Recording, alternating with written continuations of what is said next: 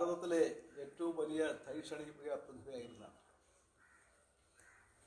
സ്വാമി വിവേകാനന്ദൻ കേരളം സന്ദർശിച്ചപ്പോൾ ഇതൊരു ഭ്രാന്താലയമാണ് എന്നാണ് പറഞ്ഞത്. ആ ഭ്രാന്താലയത്തെ മനുഷ്യരുടെ നാടാക്കി മാറ്റിയ നവോത്ഥാന നായകനായിരുന്ന ഋഷിവര്യൻ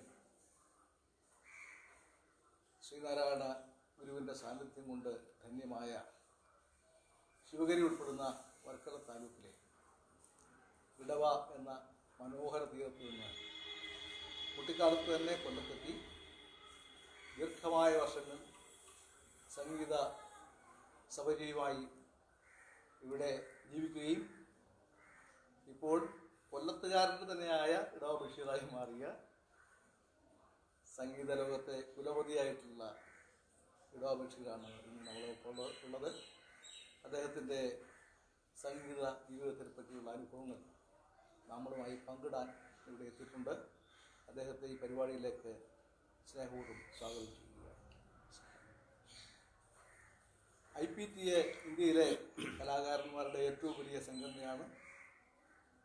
ബൽരാജ് സാഗരിയും അതുപോലെ തന്നെ ഉയർന്ന കലാകാരന്മാർ കൈഫി യാസ്മി ഉൾപ്പെടെയുള്ള കലാകാരന്മാർ നടത്തിയ ഇന്ത്യയിലെ ഏറ്റവും വലിയ കലാകാരന്മാരുടെ സംഘടനയായ IPTA കൊല്ലം ജില്ലാ കമ്മിറ്റി സംഘടിപ്പിച്ചിട്ടുള്ള ഈ പരിപാടി ഇപ്പോൾ വീക്ഷിച്ചുകൊണ്ടിരിക്കുന്ന, ഈ പരിപാടി ശ്രമിച്ചുകൊണ്ടിരിക്കുന്ന എല്ലാവർക്കും സ്വാഗതം ആശംസിക്കുക. കഴിഞ്ഞ 1968 മുതൽ 2020 എന്ന് പറയുന്ന ഈ വർഷം വരെ കഴിഞ്ഞ 52 വർഷക്കാലം ദീർഘമായൊരു കാലയളവിൽ കലയുടെ ഒരു പ്രത്യേക രംഗത്ത്, ഗാനമേള എന്ന് പറയുന്ന കലാരംഗത്ത് അതിൻ്റെ കുലപതി തന്നെയായിട്ടുള്ള ശ്രീ ഇടവ ബഷീർ 10,000-ലധികം വേദികളിൽ കേരളത്തിനകത്തും പുറത്തും, ദേവാലയങ്ങളിൽ, ക്ഷേത്രങ്ങളിൽ, മറ്റു രാജ്യങ്ങളിൽ മലയാളിയുടെ മനസ്സിൽ എന്നും നിലനിൽക്കത്തക്ക നിലയിലുള്ള ഗാനമേള പരിപാടികൾ അവതരിപ്പിച്ചുകൊണ്ട് ഈ സംഗീത ലോകത്ത് കഴിഞ്ഞ 52 വർഷക്കാലമായി വിരാജിക്കുകയാണ്. ദീർഘമായ ഈ കാലയളവിലെ സംഗീത സൗകര്യം വലിയ അനുഭവങ്ങൾ അദ്ദേഹത്തിനുണ്ട്. ആ അനുഭവങ്ങൾ ആദ്യം അദ്ദേഹം പങ്കുവയ്ക്കും. അതോടുകൂടി ഈ പരിപാടി നമുക്ക് ആരംഭിക്കാം. ആ കാര്യങ്ങൾ സംബന്ധിച്ചൊന്ന് വിശദീകരിക്കാം. ഞാൻ ട്രിവാൻഡ്രം ഡിസ്ട്രിക്റ്റിലെ ഇടവ എന്ന ഗ്രാമത്തിലാണ് ഞാൻ ജനിച്ചത്. ഈ ഇടവ എന്നുള്ള ആ കൊച്ചു ഗ്രാമം അന്ന് എൻ്റെ അഭിപ്രായത്തിൽ അന്നൊരു പ്രത്യേകത ഉണ്ടായിരുന്നു. എന്ന് പറഞ്ഞാൽ നമ്മുടെ നാട്ടിലൊക്കെ ഒരുപാട് ദാരിദ്ര്യങ്ങളും ഉള്ള കാലഘട്ടമാണ്. ഏകദേശം 58-60 കാലഘട്ടങ്ങളാണ്. അപ്പോൾ ആ കാലഘട്ടങ്ങളിലൊക്കെ ഒരുപാട് ആളുകൾ വിഷമിച്ചും പിന്നെ സാമ്പത്തികമൊന്നും ഇല്ലാത്ത കാലം ഗൾഫ് രാജ്യങ്ങളോ മറ്റോ അറിയാമല്ലോ, അന്നൊന്നുമില്ല, വളരെ ഒരു കാര്യമില്ല ഇവിടെ. അപ്പോൾ ആ കാലഘട്ടത്തിൽ ഞങ്ങളുടെ നാട്ടിലുള്ള കുറച്ച് ആൾക്കാർ സിംഗപ്പൂരിൽ പോകാനുള്ളൊരു ഭാഗ്യമുണ്ടായി. അവിടെ കൺസ്ട്രക്ഷൻ കമ്പനികളും അന്ന് വേറൊരു വിശേഷമുള്ളതെന്ന് പറഞ്ഞാൽ സിംഗപ്പൂർ, മലേഷ്യ അങ്ങനെയൊക്കെയുള്ള അന്നുള്ള പിന്നെ രാജ്യങ്ങൾ വളരെ ഒരു എന്ന് പറഞ്ഞാൽ പിന്നെ ലോകത്തുള്ള ഏത് സാധനവും കിട്ടത്തക്ക ഒരു അന്നത്തെ കാലത്ത് ഷിപ്പായിരുന്നു അന്നത്തെ നമ്മൾ പോകുന്നതും വരുന്നേക്കുള്ള അവരൊക്കെ അന്ന് പോയിട്ടുള്ള കാരണം. പിന്നെ ഫ്ലൈറ്റുകളൊക്കെ വന്നു. അപ്പോൾ ആ കാലഘട്ടത്തിൽ അവിടെ പോകുമ്പോഴൊക്കെല്ലാം ഫാദർ വരുമ്പോഴും ഞങ്ങളുടെ വീട്ടിലുള്ള ആൾക്കാരെല്ലാം വന്നപ്പോൾ അവിടെ ഗ്രാമഫോണ് അങ്ങനെയുള്ള പിന്നെ റേഡിയോ അങ്ങനെയുള്ളതൊക്കെ ചില വളരെ അപൂർവമാണ്. അതെ അതൊക്കെ കൊണ്ടുവരികയൊക്കെ ചെയ്യും. അപ്പോൾ ഇങ്ങനെ കറങ്ങുന്ന സൈസ് ഗ്രാമഫോണാണ്. 78 അങ്ങനെയുള്ള റെക്കോർഡ് പ്ലെയറും അതെല്ലാം വെച്ച് പാടി പിന്നെ ഞാൻ എൻ്റെ കൂടെയൊക്കെ പാടാനൊക്കെ ശ്രമിക്കുമ്പോൾ മാതാപിതാക്കൾ പറയുന്നത് ടേസ്റ്റ് ഉള്ളവനാണെന്നുള്ള അവന്.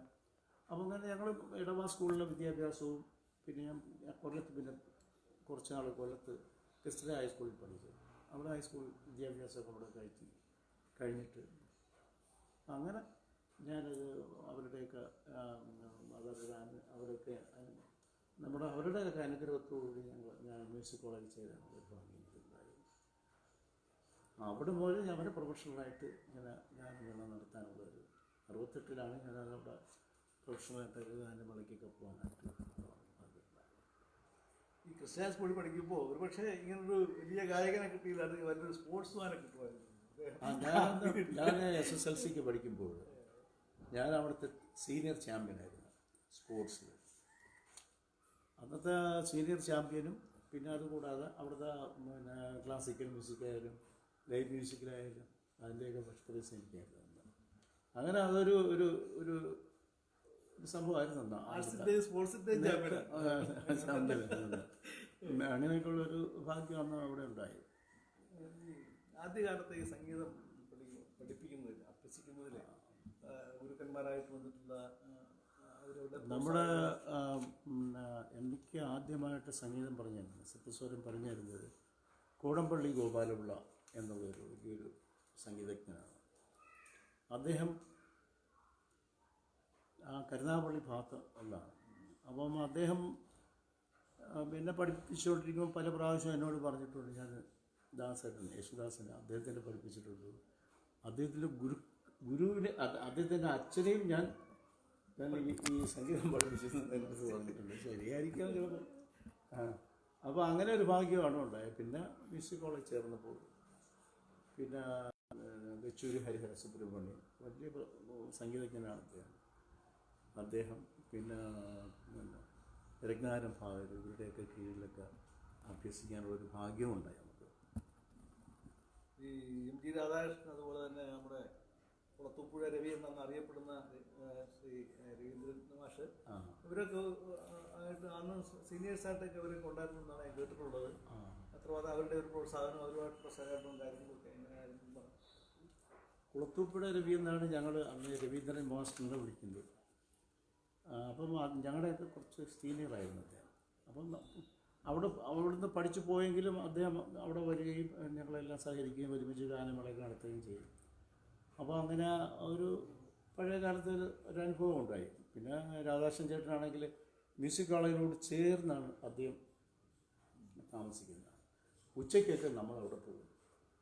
അപ്പോഴൊക്കെ അവിടെ പിള്ളേർ സെറ്റില്ല, നമ്മളവിടെ വെള്ളം കുടിക്കാനും ഒക്കെ പോവുകയും വരെയൊക്കെ ചെയ്യും. അങ്ങനെ ഉള്ള ആ കുടുംബമായിട്ടൊക്കെ വലിയൊരു ബന്ധമുണ്ടായിരുന്നു. അപ്പം ഇപ്പം ഞങ്ങൾ മാത്രമല്ല, അവിടെ ചെന്ന് കഴിഞ്ഞാൽ ആർക്കായാലും ഭക്ഷണമൊക്കെ എപ്പോൾ ആണെങ്കിലും റെഡിയാണ്. ഇപ്പോഴും ഞാൻ ഓർക്കുന്നു ആ ചെറിയ വീടും മ്യൂസിക് കോളേജിൻ്റെ അവിടെ എന്നോട് ചേർന്നുള്ള വീടുകൾ ഒക്കെ അവിടെ പോകുന്നത്. കുടുംബത്തിലെല്ലാവരും എല്ലാവരും സംഗീതം. പിന്നെ അന്ന് പിന്നെ ശ്രീകുമാർ ഇവിടെ പഠിക്കുന്നു, MG ശ്രീകുമാർ മോഡൽ സ്കൂളിൽ. ഈ മോഡൽ സ്കൂളിൽ പഠിക്കുമ്പോൾ അപ്പം ഞങ്ങൾ മ്യൂസിക് കോളേജിൽ നിന്ന് ഞങ്ങളപ്പോൾ ഈ ഗാനമേളയ്ക്കൊക്കെ പോകുന്നതുകൊണ്ട് ഞങ്ങളെയാണ് അവിടുത്തെ പ്രിൻസിപ്പൾ നോക്കി വെച്ചിരിക്കുന്നത്. ഇവർ അവിടെ വന്ന് പറയും അവർക്ക് അവിടെ ജഡ്ജസിന് വേണ്ടി ആൾ വേണമെന്ന് പറയും. എവിടെ? മോഡൽ സ്കൂളിൽ. അപ്പോൾ ആ സമയത്തൊക്കെ ഞാനും ഒരു കടയ്ക്കാവൂർ മോഹനൊക്കെ ഉണ്ട്, ഞങ്ങൾ 2 മനസ്സിലുമായിട്ട് പോവുകയാണ്. അങ്ങനെയൊക്കെ പോകുന്ന സമയത്ത് അന്ന് പിന്നെ MG രാധാകൃഷ്ണൻ MG ശ്രീകുമാർ പിന്നെ മോഹൻലാലൊക്കെ അവിടെയാണ് പഠിച്ചതെന്ന് തോന്നുന്നു. അവരൊക്കെ പഠിക്കുന്ന കാലഘട്ടത്തിലായിരുന്നു. അപ്പോൾ എനിക്ക് അന്ന് പഠിക്കുമ്പോൾ ഇവരൊക്കെ അന്നേ ശ്രീകുമാർ പാടുമായിരുന്നു. അപ്പോൾ അന്ന് അവിടെ ചെന്ന് പാടുമ്പോഴൊക്കെ ഇയാൾക്കായിരിക്കും ഞങ്ങൾ പ്രൈസ് കൊടുക്കുന്നത്. അങ്ങനെയല്ല, അയാൾ നല്ല പാട്ട് പാടുന്നുണ്ട്, പ്രൈസ് കൊടുക്കുമായിരുന്നു. അങ്ങനെയൊക്കെ ചില അനുഭവങ്ങളൊക്കെ ഉണ്ടായിട്ടുണ്ട്. അന്ന് അവരുടെ ഗ്യാങ് അവിടെ പഠിച്ചിരുന്നു. അവരൊക്കെ ഇന്നാണല്ലോ അവർ വലിയ ആൾക്കാരൊക്കെ ആയത്. എനിക്ക് തോന്നുന്നു പല പിന്നെ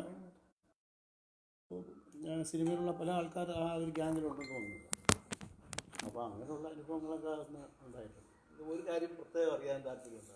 ഇപ്പോൾ ഗാനഘോഷണം കഴിഞ്ഞിട്ട് പലരും സംഗീത അധ്യാപകരായിട്ട് പോയിട്ടുണ്ട്. ചിലർ യേശുദാസ് പോലും പല നാടക സമിതികളിലും പ്രഗത്ഭമായിട്ടുള്ള കാളിദാസ കലാകേന്ദ്രം ഉൾപ്പെടെയുള്ള നാടകങ്ങളിൽ അത്തിക്കായികൾ പഴുത്തല്ലോ എന്നുള്ള പാട്ട് ലോകം മുഴുവൻ അങ്ങനെയുള്ള ചില പാട്ടുകൾ പാടിയിട്ടുണ്ട്. ഈ രംഗത്തുണ്ടായിരുന്നു.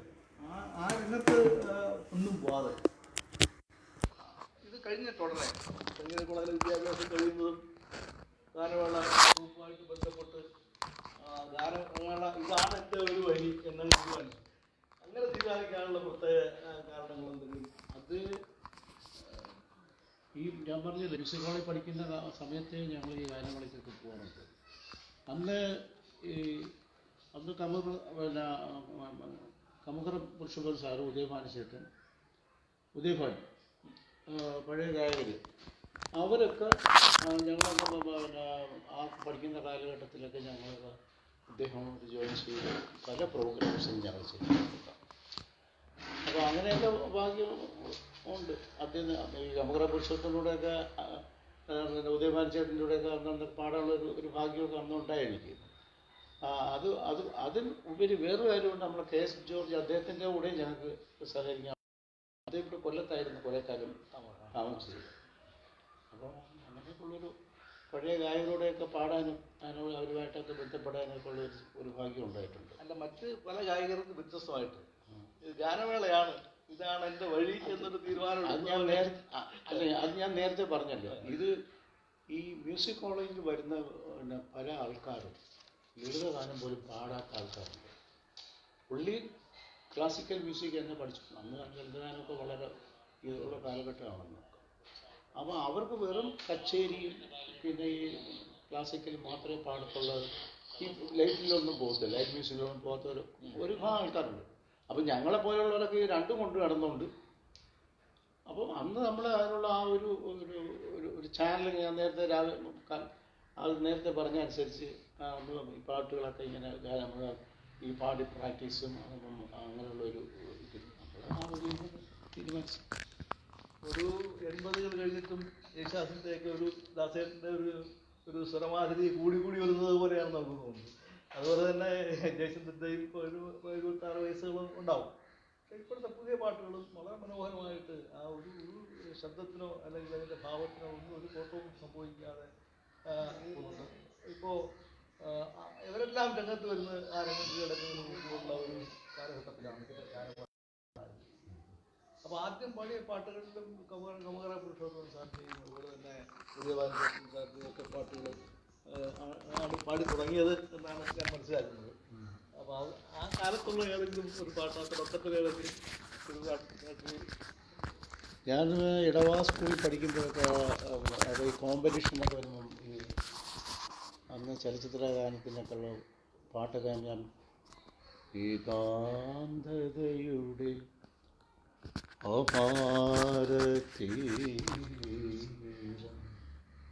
ഏകാന്തതയുടെ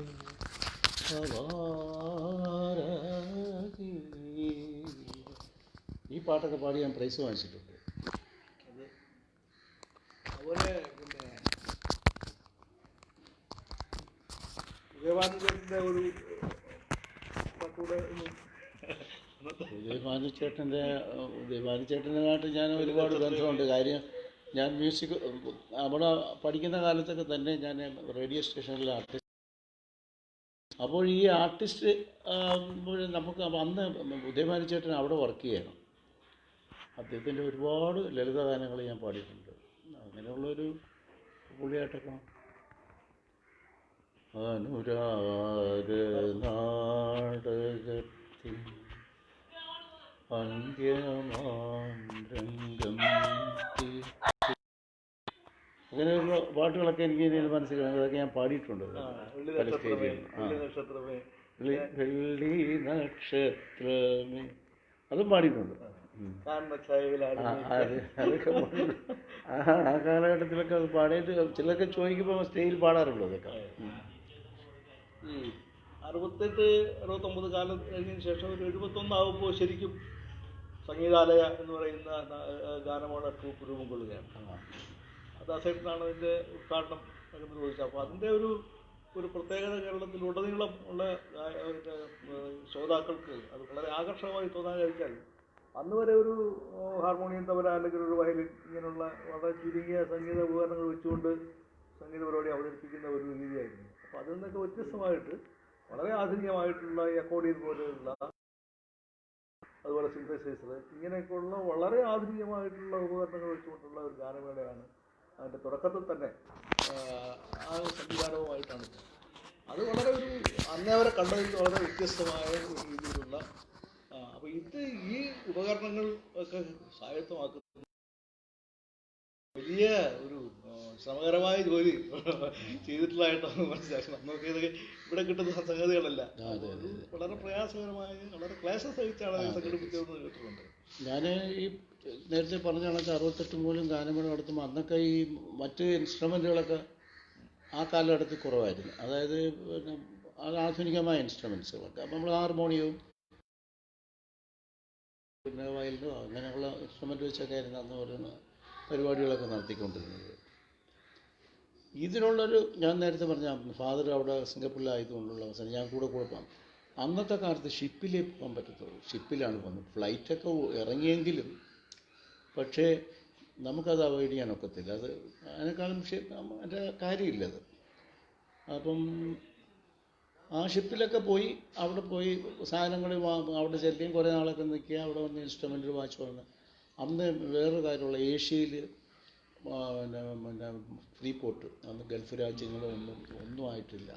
ഈ ഫ്രീ പോർട്ടോ മറ്റു കാര്യങ്ങളൊന്നും വന്നിട്ടില്ല. ആ കാലഘട്ടത്തിലാണ് ഞാൻ അങ്ങോട്ട് പോകുന്നത്. അപ്പോൾ ആദ്യമൊക്കെ ഓരോരോ ഇൻസ്ട്രുമെൻ്റ് അക്കോർഡിയൻ കൊണ്ടുവന്നു, പിന്നെ ഓർഗൻ യമഹായുടെ ഓർഗൻസുകളൊക്കെ കൊണ്ടുവന്നു, പിന്നെ മിക്സർ അതിൻ്റെ സ്പീക്കർ യമഹായുടെ സ്പീക്കേഴ്സുകളൊക്കെ, എക്കോ, പിന്നെ അതുകൂടാതെ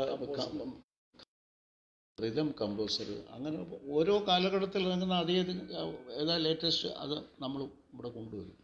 പിന്നെ അന്ന് ആദ്യമായിട്ട് കോർഗ് കമ്പനിക്കാരൊക്കെ ആദ്യമായിട്ട് ഇറക്കുകയാണ്. അന്നൊരു സിന്തസൈസർ ഇറക്കി, മിനി കോർഗ് എന്ന് പറഞ്ഞ സിന്തസൈസർ. അത് ഒരു പ്രകൃതിയിലുള്ള കുറേ ശബ്ദങ്ങളും ആ കുറേ ഇൻസ്ട്രുമെൻസിൻ്റെ ശബ്ദമെല്ലാം കൂടെ പ്രൊഡ്യൂസ് ചെയ്യുന്ന ഒരു പിന്നെ ഇൻസ്ട്രുമെൻ്റ്, ഒരു കീബോർഡ്. അപ്പോൾ അത് ഞാനും പിന്നെ എനിക്ക് തൊട്ട് മുമ്പ് പിന്നെ R.K. ശേഖർ അദ്ദേഹമാണ് ആദ്യമായിട്ട് ഏഷ്യയിൽ ആദ്യം വാങ്ങുന്നത് ഈ കോർഗിൻ്റെ സിന്തസൈസർ. അപ്പം ഈ നമ്മുടെ ഈ ഇദ്ദേഹം ഈ പറഞ്ഞ ഈ പിന്നെ R.K. ശേഖറും ഞങ്ങളുടെ ഒരു ബ്രദർ അവിടെ ഉള്ള സമയത്ത് അദ്ദേഹത്തിൻ്റെ വീട്ടിലാണ് ഇദ്ദേഹം വന്ന് താമസിക്കുന്നത്. അപ്പോൾ അങ്ങനെയുള്ളൊരു ബന്ധങ്ങൾ നമുക്കുണ്ട് ശേഖർ സാറുമായിട്ട്. അപ്പം അദ്ദേഹമാണ് ഈ കോർഗിൻ്റെ വേൾഡ് പിന്നെ ഏഷ്യയിൽ ആദ്യമായിട്ട് ഈ കോർഗിൻ്റെ ഇൻസ്ട്രുമെൻ്റ് വയ്ക്കുമെന്ന് പറഞ്ഞ് യമഹായുടെ ഷോറൂമിലായിരുന്നു അന്ന് ഇതെല്ലാം ഇൻസ്ട്രുമെൻ്റ് വയ്ക്കുന്നത്. അവിടെ പിന്നെ അദ്ദേഹത്തിൻ്റെ ഒരു ഫോട്ടോ വെച്ചിരിക്കുകയായിട്ട്. അപ്പോഴും ഈ അദ്ദേഹം വാങ്ങിച്ചതിന് ശേഷം ഞങ്ങളൊക്കെ വാങ്ങിച്ചിട്ടുണ്ട്. അപ്പം ഇത് ജനങ്ങളുടെ നമ്മളിത് അവതരിപ്പിച്ചപ്പോൾ ഫസ്റ്റിൽ ഒരു സൈറനൊക്കെ ആയിട്ടാണ് നമ്മൾ തുടങ്ങുന്നത്. അവിടെ മുതൽ ഗാനമേള തുടങ്ങും. അപ്പോൾ ഈ സൈറൻ്റെ ശബ്ദം കേൾക്കുമ്പം പറയുന്നു അതാ ഗാനമേള തുടങ്ങി. അങ്ങനെയൊക്കെ ഒരു പുതുമയായ ഓർക്കസ്ട്രേഷനൊക്കെ നമ്മളന്ന് ഒരു ടൈറ്റിൽ സോങ്സൊക്കെ അന്ന് ഇറങ്ങി. അന്ന് പിന്നെ ജൂപ്പിറ്റർ 4 പിന്നെ വേണ്ട എന്ന് പിന്നെ ഞാനിപ്പം അഹങ്കാരമായിട്ട് പറയില്ല, അന്ന് അങ്ങനെയോട് നമുക്ക് അങ്ങനെയുള്ളൊരു ഭാഗ്യം കിട്ടിയായിരുന്നു. അപ്പോൾ അത് പോയി വാങ്ങാനും അത് നമുക്ക് അവിടെ സ്റ്റേജിൽ അവതരിപ്പിക്കാനുള്ളൊരു ഭാഗ്യമൊക്കെ അന്ന് നമുക്ക് ഉണ്ടായി. അതൊരു വലിയ ഭാഗ്യമാണ്. അന്ന് ആളുകൾക്ക് അത് വലിയൊരു പുതുമയായിരുന്നു. അങ്ങനെ ഉള്ള ഈ 71 ഈ സംഗീതാലയം ഇറങ്ങുന്ന സമയത്ത് അത് ഉദ്ഘാടനം ചെയ്തത് ആ ട്രൂപ്പ് ഉദ്ഘാടനം ചെയ്യുന്നത് യേശുദാസാണ്. അതിനുശേഷം ഈ ഇവിടെ സ്റ്റുഡിയോ ആരംഭിക്കുന്ന സമയത്തും വർഷങ്ങൾ കഴിഞ്ഞിട്ട് ഒരുപാട് വർഷമാണ് സ്റ്റുഡിയോ തുടങ്ങുന്നത്. അപ്പോൾ അതും അന്നും ഉദ്ഘാടനം ചെയ്തത് ദാസേട്ടനാണ്. അപ്പോൾ ദാസേട്ടനായിട്ടൊരു വലിയ അഗാധമായ പിന്നെ തീർച്ചയായിട്ടും എൻ്റെ ഒരു ഗുരുവാണ് അദ്ദേഹം. കാര്യം അദ്ദേഹത്തിൻ്റെ പാട്ടുകൾ ഞാൻ നേരത്തെ പറഞ്ഞില്ലല്ലേ, ഡെസ്കിലിട്ട് പാടി പ്രാക്ടീസ് ചെയ്യാനാണ് ആദ്യമായിട്ട് ഞാൻ ഈ രംഗത്ത് വരുന്നത്. എവിടെ പറഞ്ഞാൽ കേൾക്കുന്നുണ്ട് ഈ കൊല്ലം എസ് വി ടാക്കസിന്റെ യേശുദാസിന്റെ പ്രോഗ്രാം ഉള്ള സമയത്ത് അത് കേൾക്കാനായിട്ട് വളരെ ദൂരെ അങ്ങനെ തോന്നുന്നുണ്ട്. അന്ന് ദാസേട്ടനെ കാണാൻ വേണ്ടി വന്നത്. അതെ അങ്ങനെ കേട്ടിട്ടുണ്ട്. ഈ ദാസേട്ടനായിട്ടുള്ള ബന്ധത്തിന്റെ ഏറ്റവും വലിയ ഒരു സംഗതി എന്ന് പറയുന്നത് ദാസേട്ടൻ്റെ പാട്ടുകളായിരിക്കും ഒരു പക്ഷേ ഏറ്റവും കൂടുതൽ ഞാനത് ഏറ്റവും കൂടുതൽ പാടിയിട്ടുള്ള ദാസേട്ടൻ്റെ പാട്ടുകളായിരിക്കും. ദാസേട്ടൻ്റെ പാട്ടുകളിൽ തന്നെ ഒരു പാട്ട് പ്രത്യേകിച്ച് പറയേണ്ടതായിട്ടുണ്ടെന്ന് ചോദിക്കുന്നത്, അതായത് രാജഹംസം എന്ന സിനിമയിലെ സന്യാസിനി എന്നുള്ള പാട്ട്. അത് കേരളത്തിലുടനീളം എല്ലാ ശ്രോതാക്കൾക്കും പ്രേക്ഷകർക്കും വളരെ ഇഷ്ടപ്പെട്ടൊരു പാട്ടാണ്. വളരെ വളരെ ഇഷ്ടപ്പെട്ട പാട്ടാണ്. ആ കാലത്തെ എല്ലാ ഗാനമേള ട്രൂപ്പുകളിലും എല്ലാവരും പാടുന്നൊരു പാട്ടാണ്. പക്ഷെ ഈ പാട്ട് ആ ചിത്രം വരുന്നതിന് മുമ്പ് തന്നെ, അതിൻ്റെ CD പുറത്തിറങ്ങുന്നതിന് മുമ്പ് തന്നെ അത് വേദിയിൽ അവതരിപ്പിച്ചു തുടങ്ങി എന്നുള്ളതാണ്. അത് ചേട്ടനത് അവതരിപ്പിച്ചു തുടങ്ങി. അപ്പോൾ മനോഹരമായി അതിനകത്ത് യേശുദാസ് പാടിയതുപോലെ തന്നെ ആ പാട്ട് മനോഹരമായി പാടിയിട്ടുണ്ട്. പല സ്റ്റേജുകളിലും ആവർത്തിച്ച് കണ്ടു. അന്നൊക്കെ ഈ സ്റ്റേജുകളിൽ നല്ലവണ്ണം പരിപാടി അവതരിപ്പിച്ച് കഴിഞ്ഞാൽ വൺസ്മോർ പറയുന്നൊരു ഒരിക്കൽ കൂടി പാടണം, അങ്ങനെ രണ്ടും മൂന്നും തവണ വേദികളിൽ ഒരേ പാട്ട് പാടിയിട്ടുണ്ട്. ഇത് മാത്രമല്ല, പാരിജാതം തിരുമൊഴി തുറന്നു ആ പാട്ടും ഇങ്ങനെ 2-3 തവണയൊക്കെ ഒരു വേദിയിൽ തന്നെ പാടിച്ചിട്ടുള്ളതായിട്ട് ഞാൻ നേരിട്ടും കേട്ടിട്ടുണ്ട്. അപ്പോൾ ഇതിങ്ങനെ ഈ സന്യാസിനി എന്ന് പറയുന്ന പാട്ട് അത് ഇതിൻ്റെ റെക്കോർഡ് പ്ലെയർ പുറത്തിറങ്ങുന്ന കാസറ്റൊക്കെ പുറത്തിറങ്ങുന്നതിന് മുമ്പ് തന്നെ വേദിയിൽ പാടുന്നൊരു അതെങ്ങനെ സംഭവിച്ചതാണെന്നുള്ളത് അതിനൊരു ചെറിയ കഥയുണ്ട്. അത് ഞാൻ ഒരു പ്രാവശ്യം മദ്രാസിൽ പോയ സമയത്താണ്, മദ്രാസിൽ അവിടെ ഉള്ള സമയത്താണ് ഇതിൻ്റെ റെക്കോർഡിങ് നടക്കുന്നത്. ഞാൻ യാദൃച്ഛികമായിട്ട് ഞാൻ വേറൊരു കാര്യമായിട്ട് AVM സ്റ്റുഡിയോയിൽ പോയതാണ്. AVM സ്റ്റുഡിയോയിൽ ചെന്നപ്പോഴും ദാസേട്ടൻ അവിടെ വരുന്നു. ഒരു ഫിയറ്റുകാരില്ല, അപ്പോൾ പഴയ ഒരു ഫിയറ്റുകാരില്ല അവിടെ കൊണ്ട് ഇറങ്ങുന്നുണ്ട്. അപ്പോൾ എന്നെ കണ്ട് എന്തുവിടെ നിൽക്കുന്നതാണെന്ന് പറഞ്ഞ് എന്നെ വിളിച്ചുകൊണ്ട് എനിക്കൊരു പാട്ടുണ്ട് അവിടെ, അത് കഴിഞ്ഞിട്ട് പോകാമെന്നൊക്കെ പറഞ്ഞാൽ ഞാൻ വന്ന് ഞാൻ കൂടെ പോയി. ഞാൻ പിന്നെ സ്റ്റുഡിയോയിൽ പോയി. അന്ന് ഈ ട്രാക്കൊന്നും ഇല്ലാത്തൊരു കാലഘട്ടമാണ്. ഒരു 4 ട്രാക്കാണ് ഉള്ള ഒരു കാലഘട്ടമാണ്. 4 ട്രാക്കിലാണ് ഈ ഇൻസ്ട്രുമെൻറ്റും. പക്ഷേ പാടിയൊന്നും വെച്ചിട്ടില്ല. പാടിയത് പിന്നെ വയലിൽ പാടി വെച്ചിരിക്കുകയാണ്. പാട്ട് വയലിൽ തന്നെ ഇൻസ്ട്രുമെൻ്റ് വായിച്ച് വെച്ചിരിക്കുകയാണ്. അപ്പോൾ ആ ഇൻസ്ട്രുമെൻ്റ് വായിച്ച് കേട്ട് ആ ഒരു ഇതിലാണ് അദ്ദേഹം പാടുന്നത്. അപ്പം ചിലപ്പം അദ്ദേഹം അത് പഠിച്ചിട്ട് വന്നായിരിക്കാം. അവിടെ ആരംഭിച്ചു. അപ്പം ഏകദേശം നിങ്ങൾ ഇരിക്കുന്ന കുറച്ചപ്പുറം അടുത്താണ് ഞാൻ ഒരു കസേരയിൽ അവിടെ ഇരിക്കുന്നത്. ഇദ്ദേഹം പിന്നെ കൺസോളൊന്നും അങ്ങനെ കൺസോളിലല്ല പാടുന്നത്, ഹാളിൽ വെച്ചാൽ മൈക്ക് വെച്ചിട്ട് പാടുന്നത്. അപ്പോൾ അദ്ദേഹം പാടി തുടങ്ങി. അത് ഞാൻ ഭയങ്കര പാട്ടാണ്. ഞാൻ അതൊക്കെ അതെല്ലാം എഴുതിയെടുത്ത് കംപ്ലീറ്റ് അങ്ങ് എഴുതിയെടുത്ത്. ഇദ്ദേഹം ഒരു 5-6-7 പ്രാവശ്യം അത് പാടിയപ്പോൾ അത് ഞാൻ ഫുള്ളായിട്ട് ഞാനങ്ങ് എഴുതിയെടുത്ത് എനിക്ക് മനസ്സിലങ്ങ് തങ്ങി. അപ്പം മദ്രാസിൽ നിന്ന് ഞാൻ തിരിച്ച് വന്ന് ഇവിടെ വന്നിട്ട് ഞാൻ ഒരു ബിറ്റ്സൊക്കെ അതിനകത്തിട്ട് ഒന്ന് പാടി തുടങ്ങി. ആളുകളുടെ ചരിത്രം അത് വളരെ അത്ഭുതമായിരുന്നു. അതൊരു അനുഭവമാണ് വാസ്തവത്തിൽ. അന്ന് കൺസോളിൽ പിന്നെ ദേവരാം മാസ്റ്ററും വയലാറും ഉണ്ടായിരുന്നു, റെക്കോർഡിസ്റ്റും പിന്നെ പ്രൊഡ്യൂസറും ഉണ്ടായിരുന്നു. ഒരു 4 വരി സന്യാസിനി നിൻ പുണ്യാശ്രമത്തിൽ ഞാൻ സന്ധ്യാപുഷ്പവുമായി വന്നു.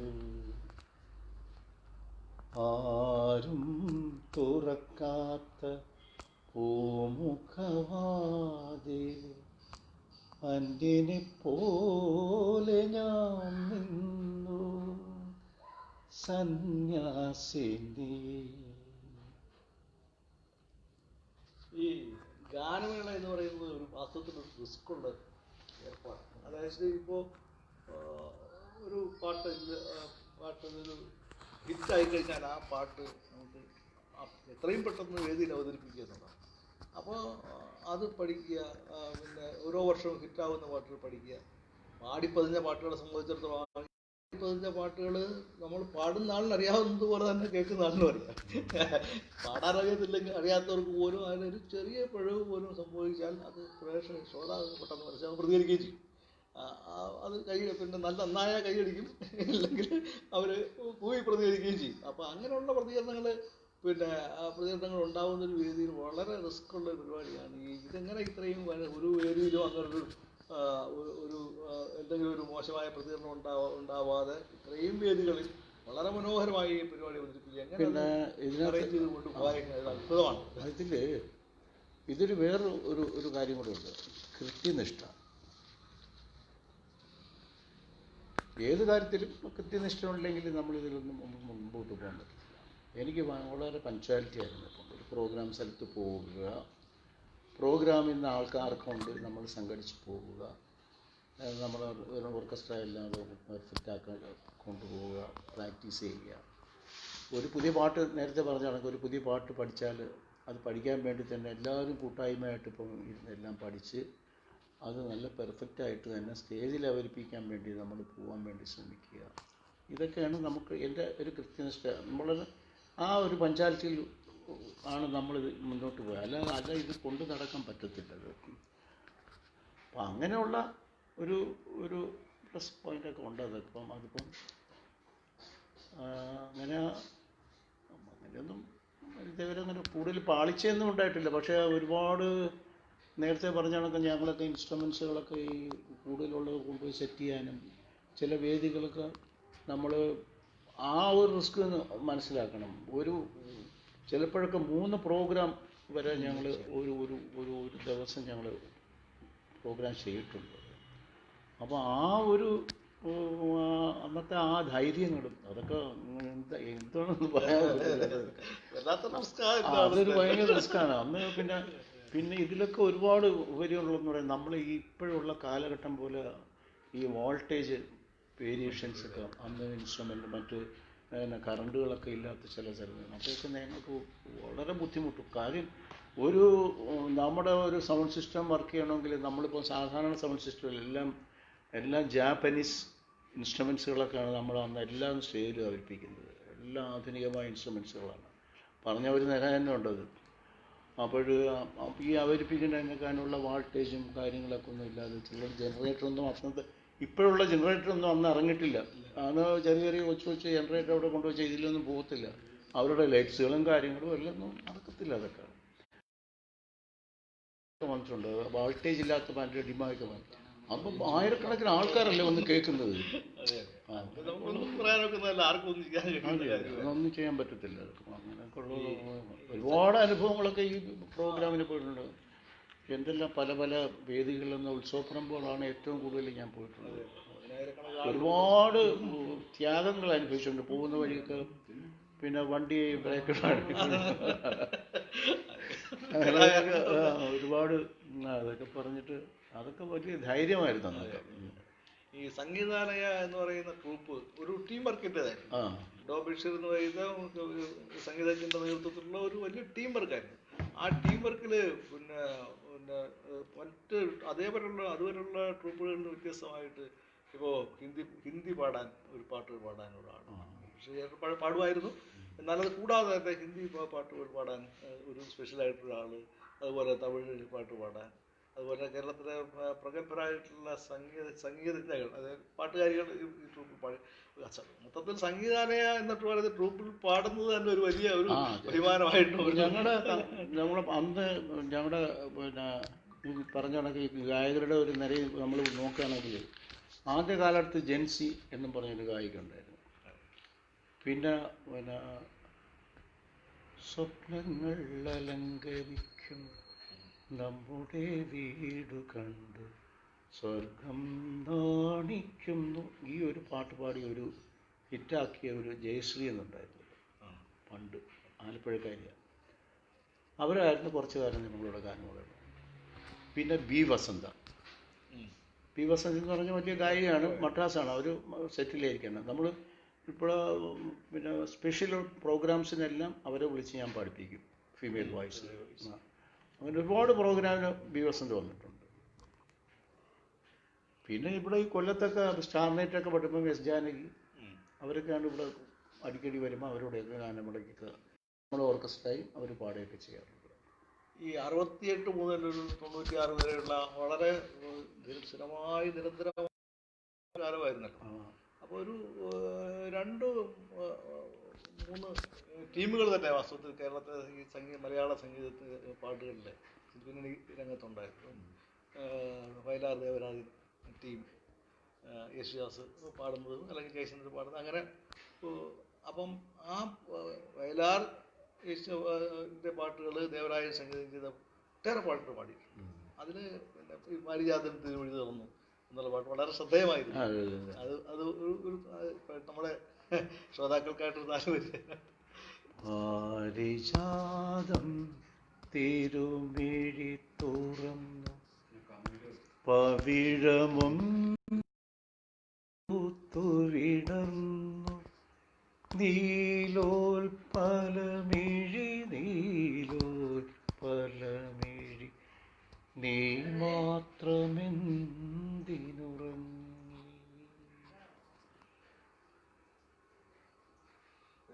കമ്മിറ്റികൾ വന്നിട്ടുണ്ട് അതിനെ സംബന്ധിച്ച് ഏകദേശം ചില കമ്മിറ്റികൾ നമ്മളൊന്നെല്ലാം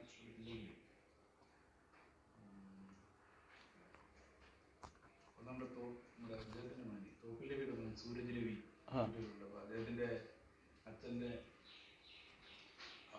ഈ തെരഞ്ഞെടുപ്പ് ഗാനങ്ങളെല്ലാം പാടുന്നത് വിശുദ്ധഗാനം പറഞ്ഞത്. ഹലോ ഹായ് സൂരജ് രവി, മനസ്സിലായി എനിക്ക്. തോപ്പിൽ രവി സാറ്, അയ്യോ തോപ്പിൽ രവി സാറ് അന്ന് പിന്നെ അദ്ദേഹം നല്ല ഒരു ഗാനരചയിതാവാണ് അദ്ദേഹം. അന്ന് പിന്നെ ഈ ഇലക്ഷൻ ഗാനങ്ങളല്ലാതെ ഒരുപാട് പിന്നെ മറ്റു ഗാനങ്ങളൊക്കെ എനിക്ക് എഴുതി തന്ന ഒരു ചരിത്രം ഉണ്ടായിരുന്നു അന്ന് അദ്ദേഹം. അപ്പോൾ അത് എനിക്കിപ്പോഴും ഓർമ്മയുണ്ട്. ഇത് ഒരുപാട് പ്രോഗ്രാംസൊക്കെ അദ്ദേഹം തരികയും ഞങ്ങൾ പണ്ട് ആൻ്റണി സാറുള്ള കാലത്ത് ആൻ്റണി സാറ് ഇവിടെ മന്ത്രിയൊക്കെ ആയിരുന്നു. നമ്മൾ ഇവിടെ പല പോലീസ് സ്റ്റേഷൻ്റെ ഉദ്ഘാടനം ചെയ്യുമ്പോൾ അദ്ദേഹം ഉദ്ഘാടനവും ഞങ്ങൾ ഗാനങ്ങളൊക്കെ ആയിരുന്നു. അത് തോപ്പിൽ രവി സാറായിരുന്നു അന്ന് പിന്നെ എനിക്ക് ആ പ്രോഗ്രാംസൊക്കെ ഒരുപാട് പ്രോത്സാഹനമൊക്കെ തന്ന അദ്ദേഹത്തിന് ഞാൻ മറക്കത്തില്ല. പക്ഷേ രാഷ്ട്രീയ രംഗത്തല്ലാതെ അദ്ദേഹം നല്ല വലിയ എഴുത്തുകാരനായിരുന്നു. അതെ അതെ അതെ. യേശുദാസ് തന്നെ പാടി അഭിനയിച്ച ഒരു പാട്ടുണ്ടല്ലോ, എൻ്റെ സ്വപ്നത്തിൻ താമരപ്പയ്യെ എന്ന് പറയുന്നത്. അത് ഒരുപാട് വേദികളിൽ പാടിയിട്ടുള്ളതാണെന്ന്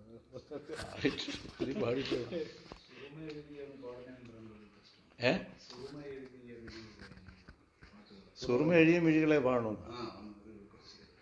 സുറുമ എഴുതിയ മിഴികളെ പ്രണയമധുര തേൻ തുളുമ്പും സൂര്യകാന്തി പൂക്കളെ സുറുമ എഴുതിയ മിഴികളെ.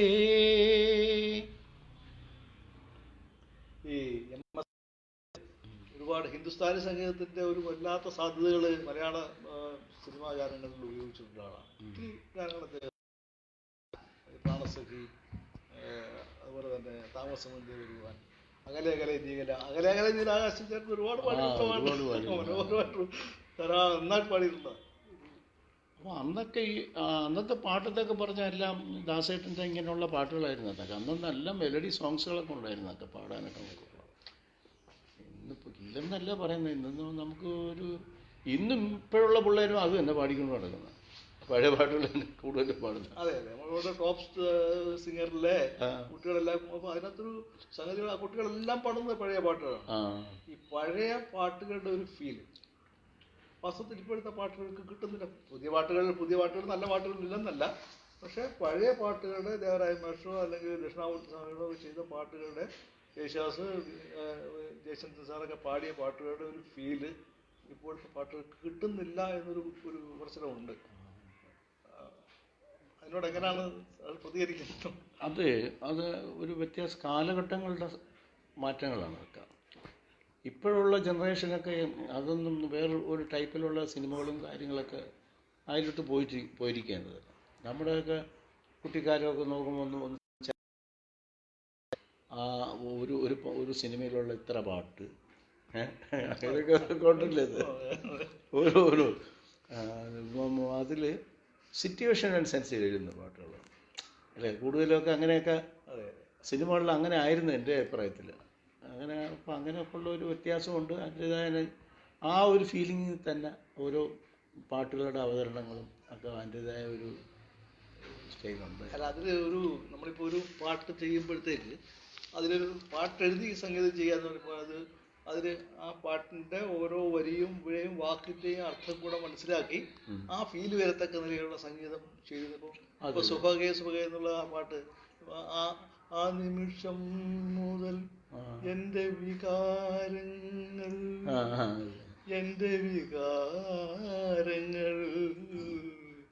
ആപാദ മധുരങ്ങളായി.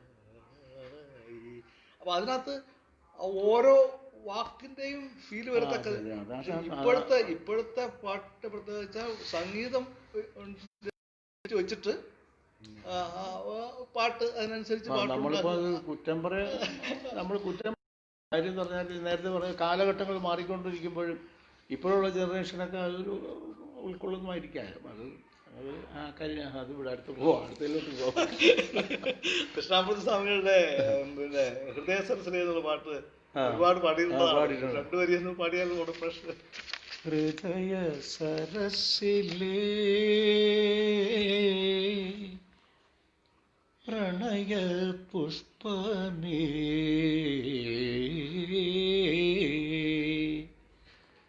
ഹൃദയ സരസിലേ പ്രണയ പുഷ്പമേ ഇനിയും നിൻ കഥ പറയൂ അർദ്ധനിമീലിത മിഴികളിലൂറും അശ്രുബിന്ദുവൻ സ്വപ്നബിന്ദുവും ഹൃദയ സരസിലേ പ്രണയ പുഷ്പമേ ഇനിയും നിൻ കഥ പറയൂ പറയൂ. പിന്നെ വേറെ കാര്യമുള്ളത്, ഞാനിപ്പം നിങ്ങളിപ്പോൾ പഴയ പാട്ടുകളൊക്കെ പറഞ്ഞു തന്നാൽ ഞാനും എല്ലാം പാടും. പഴയ പാട്ടുകൾ ഏത് പാട്ടും മിക്ക പാട്ട് പറഞ്ഞാലും ഞാൻ അങ്ങ് ഫുൾ 8 വരി 12 വരി അതിനകത്തുണ്ട് ഞാൻ പാടിയിരിക്കും. ഇപ്പോൾ ഉള്ള പാട്ടുകളൊക്കെ നമ്മൾ സ്റ്റേജിൽ പാടണമെന്ന് വിചാരിച്ചാൽ ഈ ബുക്കില്ലാതെ ഒന്നും പാടാൻ പറ്റില്ല. അതിപ്പം നമ്മളെയൊക്കെ പ്രായത്തിൻ്റെ ഇതാണോ അതല്ല, പക്ഷെ മറ്റേ നമ്മളങ്ങ് മെമ്മറി കിടക്കുക. അതാണ് ഈ കുട്ടികൾ പാടുമ്പോഴത്തേക്ക് അവരും പഴയ പാട്ടുകളെ സെലക്ട് ചെയ്യുന്നത്. പുതിയ പാട്ടുകൾ ധാരാളം ഉള്ളപ്പോഴും അവരത് സെലക്ട് ചെയ്യുന്നില്ല. പ്രേക്ഷകർക്കും ഇഷ്ടം അതാണ്. ആ പാട്ട് വന്നു പോകുന്നു, ഒരു പാട്ട് വന്നു പോകുന്നുള്ളൊരു വ്യത്യാസമായിട്ട് വർഷങ്ങളോളം ഒരു 50-60 വർഷത്തിന് മുമ്പുള്ള പാട്ട് ഇപ്പോഴും നമ്മുടെ മനസ്സിൽ തങ്ങിയിരിക്കുന്നു. ഒരു ദിവസം കേട്ടാൽ നമുക്ക് ഒരിക്കലും നമ്മൾ മറക്കാതെ നമ്മൾ സൂക്ഷിക്കുന്നു. അപ്പോൾ ആ പ്രത്യേകത കാലഘട്ടത്തിൻ്റെ വ്യത്യാസം എന്ന് പറയുമ്പോഴും ആ പ്രത്യേകത ഉണ്ടെന്നുള്ളത് ശരിയാണ്. ഒരുപാട് അനുഭവങ്ങൾ നമ്മുടെ ഈ ഇത്രയും വർഷത്തിനിടയിൽ 50 വർഷത്തിൻ്റെ ഇടയിൽ ഒരുപാട് അനുഭവങ്ങൾ ഗാനമേള പോയ സ്ഥലത്തൊക്കെ ഒരുപാട് അനുഭവങ്ങളുണ്ട്. ഞാൻ നേരത്തെ പറഞ്ഞില്ലേ, അത് നമ്മൾ ഈ എല്ലാ ഉത്സവ പറമ്പുകളിലൊക്കെ പ്രോഗ്രാംസിന് പോകുന്നത്. ഒരു പ്രാവശ്യം ഞങ്ങൾ മലബാർ സൈഡ് ചെന്നപാടിൽ ഞങ്ങൾ ഇങ്ങനെ പ്രോഗ്രാംസ് അവിടെ ചെയ്യാനായിട്ട് പ്രോഗ്രാം ഉള്ള സമയം അവിടെ സ്ഥലത്ത് ചെന്നപ്പോൾ ഞങ്ങൾ രാവിലെ അവിടെ ചെല്ലും. അവിടെയൊക്കെ ആകുമ്പോൾ നമ്മൾ രാവിലെ അവിടെ ചെന്നിട്ട് എല്ലാം നമ്മൾ സെറ്റ് ചെയ്യാനും മറ്റു കാര്യങ്ങളൊക്കെ നോക്കില്ല. മലബാർ സൈഡിൽ എല്ലാം ടിക്കറ്റ് പ്രോഗ്രാമാണ്, അല്ലാതെ മറ്റ് പ്രോഗ്രാംസ് വളരെ അപൂർവമാണ്. അപ്പോൾ തിരൂരങ്ങാടി എന്നുള്ള സ്ഥലത്താണ് ഞങ്ങളവിടെ പ്രോഗ്രാം നടത്തുന്നത്. അവിടെ ചെന്നപ്പോഴേ 2 സ്റ്റേജ് കെട്ടിയിട്ടിരിക്കുന്നു. ഈ കാര്യം നിങ്ങൾക്കൊക്കെ ഞാൻ തന്നെ പോയി നോക്കുകയൊക്കെ ചെയ്യും. അവിടെ ചെന്ന് പോയിട്ട് അപ്പോൾ ഈ 2 സ്റ്റേജ് എന്തിനാണെന്ന് ഞാൻ ചോദിച്ചപ്പോൾ അതിവിടെ മത്സരഗാനമുള്ള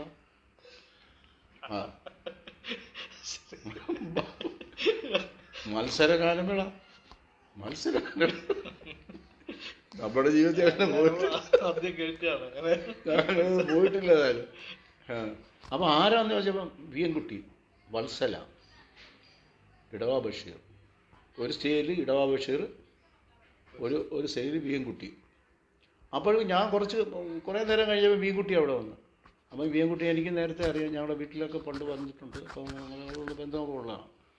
അപ്പോൾ അദ്ദേഹമായിട്ട് ഞാൻ ചോദിച്ചു, എന്തുവാ ഇത്, ഓൻ ബേജാറാവണ്ടാണ് എന്നെ വിഷമിക്കേണ്ടെന്ന്. ഇവിടെ ഇത് സർവ്വസാധാരണമാണ്. നമുക്ക് നിങ്ങളൊക്കെ അവിടെ ഒരു 2-3-4 പാട്ട് പാടുക, നിങ്ങൾ സിനിമാ പാട്ട് പാടിയാലും കുഴപ്പമില്ല. ഇത് ടിക്കറ്റ് വിൽക്കാൻ വേണ്ടി അവരെങ്ങനെ ചെയ്യുന്നതാണ്. നോക്കിയപ്പോൾ ഒരു 10,000 സീറ്റ് ഇട്ടിട്ടുണ്ട്. ഭ്രാന്തന്മാർക്ക്.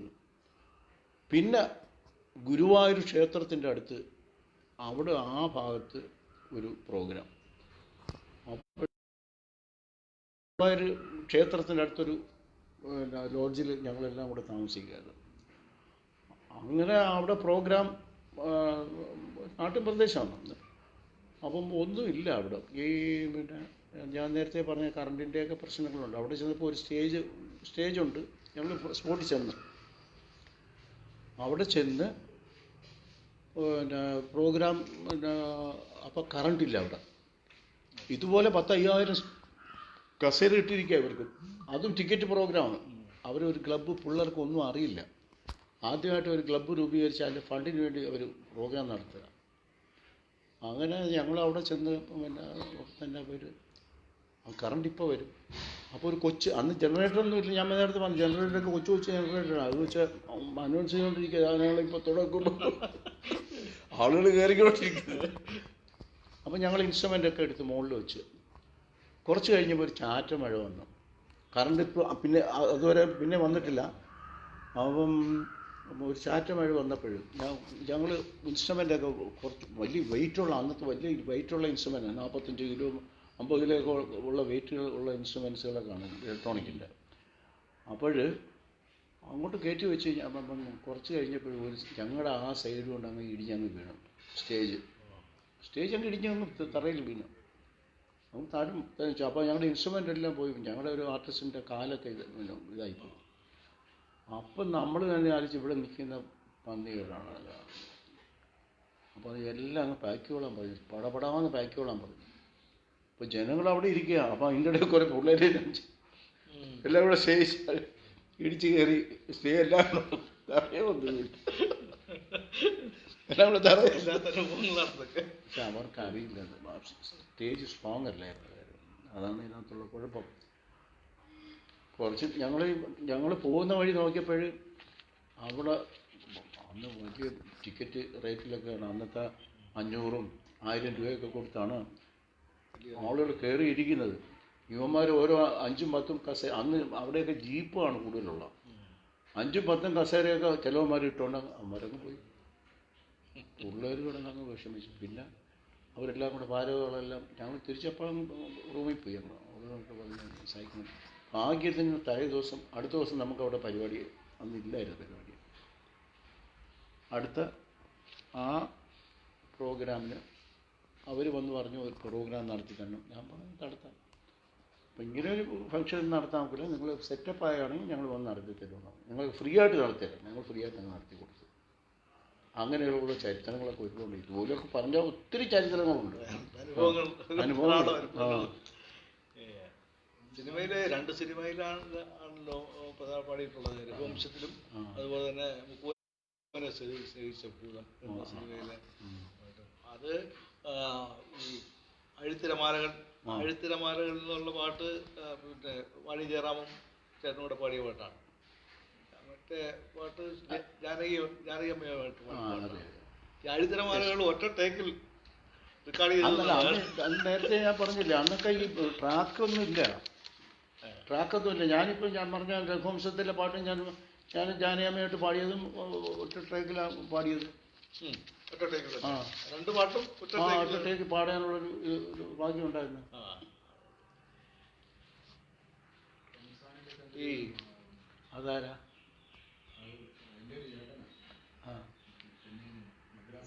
പേര് സെൻകുമാറിന് വേണ്ടി റംസാനിലെ ചന്ദ്രികയോ രജനീഗന്ധിയോ അറബിക്കഥകൾ കൊടിയാരുനീ ആരുനീ ആരുനീ റംസാനിലെ ചന്ദ്രികയോ ഒരുപാട് പാടിയത്. ഒരുപാട് വേദികളിലൊക്കെ പാടിയ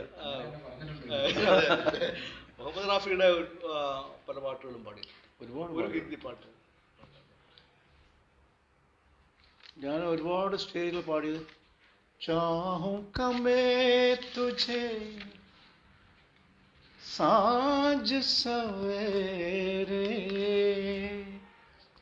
फिर भी कभी अब नाम को तेरे आवाज मैं न दूंगा, आवाज मैं न दूंगा। चाहूंगा मैं तुझे साँझ सवेरे। നമ്മുടെ പ്രേക്ഷകർക്ക് വളരെ ഇഷ്ടപ്പെട്ട പറയട്ടെ, ഞാൻ ഇതൊക്കെ എന്താ പറയുക, ഞാനിവിടെ കൊല്ലം കൃഷ്ണൊക്കെ പഠിക്കുന്ന കാലത്തൊക്കെ ഇറങ്ങിയത്. ഞാൻ ഇതൊക്കെ പഠിച്ചെവിടെ അറിയാം, കുമാർ തിയേറ്ററിന്റെ അതെ തിയേറ്ററിന്റെ പുറകെ പോയി എന്നാണ് പഠിക്കുന്നത്. അല്ല അന്നേ നമുക്ക് ഞാൻ നേരത്തെ പോലെ ഒന്നുമില്ല നമ്മുടെ നാട്ടിൽ ഒരു ഒരു പിന്നെ പഠിക്കാനുള്ളൊരു ഒരു രാമമാഷയുടെ ഒരു പാട്ടുണ്ടല്ലോ, പിന്നെ ശ്യാമസുന്ദര കൃഷ്ണനെ, അത് ഇതുപോലെ ഒരുപാട് വേദികളിൽ പാടിയിട്ടുള്ള പാട്ടാണ്. ചെറുതാന്തൽ തിരുതാമെന്നുള്ള പാട്ട്. ഏത് ഏത് സിനിമയില്ല? യുദ്ധകാണ്ഡം. കുത്താണ് ഞങ്ങളുടെ നാട്ടുകാരൻ. എൻ്റെ ഒരു സുഹൃത്താണ് ആ പടം എടുത്തത്. പക്ഷെ മരിച്ചുപോയി. ശ്യാമസുന്ദര പുഷ്പമേ എൻ്റെ പ്രേമ സംഗീതമാണു നീ. ധ്യാനലീനമീരിപ്പൂ ഞാൻ, ധ്യാനലീനമീരിപ്പൂ ഞാൻ, ഗാനമെന്നെ മറക്കുമോ എൻ്റെ ഗാനമെന്നിൽ മരിക്കുമോ? എന്ത് ഫീലിംഗ് ആ പാട്ടല്ലേ? ഈ ഫീലൊന്നും നമ്മുടെ ഇപ്പോഴത്തെ പാട്ടുകൾ പ്രേക്ഷകർക്ക് അറിയാം. യേശുദാസിന്റെ പാട്ടുകൾ, ഞാൻ തോന്നുന്നു ദാസേട്ടന്റെ പാട്ടുകൾ അതേ രൂപത്തിൽ എന്ന് വെച്ചാൽ അതേ ഭാവത്തിലും അതേ രീതിയിലും യേശുദാസിന്റെ അതേ പാട്ടാണ് എന്നുള്ള നിലയിൽ തന്നെയാണ്. അയ്യോ അങ്ങനെയൊന്നുമില്ല, ഞാൻ ദാസേട്ടനായിട്ടൊന്നും അദ്ദേഹത്തിന്റെ എൻ്റെ ഒരു ഗുരു ബഷീറിന്റെ പ്രത്യേകതയായിട്ട് പറയാണ്. നമ്മളിപ്പോ ഞാൻ അദ്ദേഹത്തിനെ ഞാൻ ഒരുപാട് ആരാധിക്കുന്നത് കൊണ്ട് അദ്ദേഹം പാടിയ പാട്ടുകളൊക്കെ ആ ഒരു ടോണിൽ വരണം എന്നുള്ള രീതിയിൽ ഞാൻ പാടുന്നു. അത് വിജയിപ്പിക്കുക എന്നുള്ളത് എൻ്റെ ഒരു അത്രയേ ഉള്ളൂ. എന്ന് പറഞ്ഞാൽ ഇന്ന് നമുക്കൊന്നും പറയാനൊക്കില്ല. ദാസേട്ടൻ എന്ന് പറയുന്നത് എനിക്കെന്നല്ല നമ്മൾക്ക് എല്ലാവർക്കും ഈ ഇന്ത്യയിൽ നല്ല ലോകത്തിലെ ഏറ്റവും വലിയ പാട്ടുകാരിൽ ഒരാളെന്ന് നമുക്ക് പറയാൻ പറ്റും. ഈ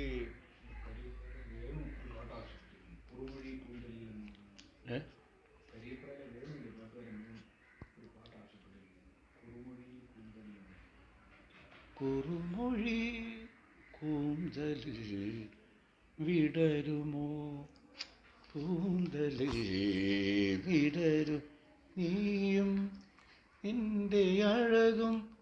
ഓ ഇത് ഞാൻ പാടിയിട്ടുണ്ട്. അത് ഞാനും പിന്നെ നമ്മുടെ ജാനകിയായിട്ട് ഇവിടെ നമ്മൾ പിന്നെ ടെർമിനൽ തിയേറ്ററിൽ വെച്ച് ഒരു സ്റ്റാർ നൈറ്റിന് ഞങ്ങൾ ഡുവറ്റ് പാടിയായിരുന്നു. ഈ വിദേശത്ത് ഒരുപാട് രാജ്യങ്ങളിൽ പോയിട്ടുണ്ടല്ലോ, അത് സുശീലാമ്മയായിട്ട് സുശീലാമ്മയായിട്ട് പോയതാണ് എനിക്കതൊരു വലിയൊരു മഹാഭാഗ്യം.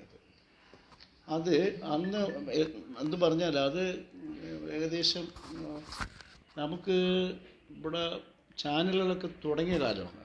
ഏത് പിന്നെ ഏഷ്യാനെറ്റും മറ്റ് പിന്നെ ദൂരദർശനൊക്കെ ഉള്ള കാലമാണെങ്കിലും ഇതൊന്നും അവിടെ കിട്ടത്തില്ല. എവിടെ? അമേരിക്കയിലോ കാനഡയിലോ അങ്ങനെയുള്ള രാജ്യങ്ങളിലൊന്നും അന്ന് കിട്ടാത്ത കാലഘട്ടത്തിൽ. അപ്പോൾ അന്ന് ഞങ്ങൾ പിന്നെ സുശീലാമ്മയും ഞാനും പിന്നെ നമ്മുടെ ഓർക്കസ്ട്ര അല്ല, നമ്മുടെ സംഗീതാലയ ഓർക്കസ്ട്ര ആയിട്ടാണ് നമ്മൾ പോയത് ഇവിടെ ഗാനമേളയ്ക്ക്. അന്ന് അമ്പിളി എന്ന് പറഞ്ഞൊരു ഗായികയും കൂടെ ഉണ്ടായിരുന്നു, പഴയ ഒരു അമ്പിളി. അപ്പോൾ ഞങ്ങൾ ഇവിടെ നിന്ന് പോയപ്പോൾ അവിടെ ഏകദേശം 2.5 മാസത്തോളം അന്നുണ്ട്. അന്ന് നമ്മൾ അവിടെ നാട്ടിലൊന്നും പിന്നെ അമേരിക്കയിൽ ഈ വീഡിയോ കാസറ്റ് അല്ലാതെ നമ്മളിവിടെയുള്ള ഒരു കലാപരിപാടികൾ അവർക്ക് കാണാനോ കേൾക്കാനോ ഉള്ള ഒരു സംവിധാനമുണ്ട്. ഏതെങ്കിലും സിനിമയുടെ ഒരു ഇത് വരിക, അത് അവരവിടെ അവിടുത്തെ പിന്നെ എന്താ പറയുക, അവിടെ ഈ ഇങ്ങനൊരു ക്ലബ്ബൊക്കെ ഉണ്ടല്ലേ, അവിടെ പോയി ഇട്ട് കേൾക്കുക എന്നുള്ളതായിരുന്നു. അപ്പം നമ്മളെപ്പോലുള്ള ആൾക്കാർ അവിടെ ചെല്ലുമ്പോഴും വളരെ വളരെ വളരെ ഭയങ്കര സ്നേഹമൊക്കെയാണ്. അപ്പോൾ അവരുടെ പാട്ടും അന്ന് അന്ന് അങ്ങനെ കൂടുതൽ പേരൊന്നും അവിടെ അങ്ങനെ ഗാനമേളയ്ക്കൊന്നും പോയിട്ടില്ല, പോകുന്നുണ്ട് എങ്കിലും. അപ്പോൾ അന്ന് ഏകദേശം 25 പ്രോഗ്രാം ഞങ്ങൾ നടത്തി 2.5 മാസത്തോളം. അമേരിക്കയിലും കാനഡയിലും ഒക്കെ. അവിടെ പിന്നെ കാനഡയിൽ ഈ തമിഴ് വംശജരുണ്ട്, അവർക്ക് വേണ്ടി ഒരു 2-3-4 തമിഴ് ഗാനമേളയും ഞങ്ങൾ നടത്തിയായിരുന്നു. സുശീലാമ്മ എന്ന് പറഞ്ഞാൽ അങ്ങ് ഭയങ്കര ദൈവം പോലെ അത്ര ഇതാണ്. ഞാൻ അവിടെ ചെന്നപ്പോൾ ഇവരുടെ ആ ഒരു പ്രതികരണമാണ് നമ്മൾ അവിടെ വെച്ച് കണ്ടായിരുന്നത്. അപ്പോൾ അങ്ങനെ ഒരു ഭാഗ്യം എനിക്ക് നമ്മുടെ ജീവിതത്തിലുള്ള ഏറ്റവും വലിയൊരു ഭാഗ്യമാണ് എനിക്ക് സുശീലാമ്മയായിട്ട് അവിടെ പാടുന്നത്. ഞാൻ ഇഷ്ടപ്പെടുന്ന ഗായികയും കൂടെ. ഈ ഒരുപാട് രാജ്യങ്ങളിൽ പോയിട്ടുണ്ടോ? അമേരിക്ക, കാനഡ, അതുപോലെ സിംഗപ്പൂര്, ഗൾഫ് രാജ്യങ്ങൾ എല്ലായിടം പോയിട്ടുണ്ട്. അവർ സൗദി അറേബ്യ എല്ലായിടം മിക്ക സ്ഥലത്തും പോയിട്ടുണ്ട്. മലയാളികളൊക്കെ ഉള്ള മിക്ക സ്ഥലങ്ങളിലൊക്കെ പോയിട്ടുണ്ട്. ഈ പുതിയ പാട്ടുകളിൽ വളരെ ഇഷ്ടപ്പെട്ടൊരു പാട്ടായിട്ട് ഞാൻ കേട്ടിട്ടുള്ളത് എന്തേ കണ്ണത്ര കറുപ്പ് നിറം എന്നുള്ള പാട്ട് വളരെ എനിക്ക് പാടിയിട്ടുള്ളതായിട്ട്. അത് നല്ല പാട്ടാണ്. ദാസേട്ടൻ്റെ അത് എന്തേ കണ്ണനിത്ര കറുപ്പു നിറം, എന്തേ കണ്ണനിത്ര കറുപ്പു നിറം, കാളിന്തിയിൽ ചതിനാലോ, കാളിയനെ കൊന്നതിനാലോ, ശ്യാമരാധേ ചൊല്ലു നിൻ ചുടു ചുംബനമറ്റതിനാലോ,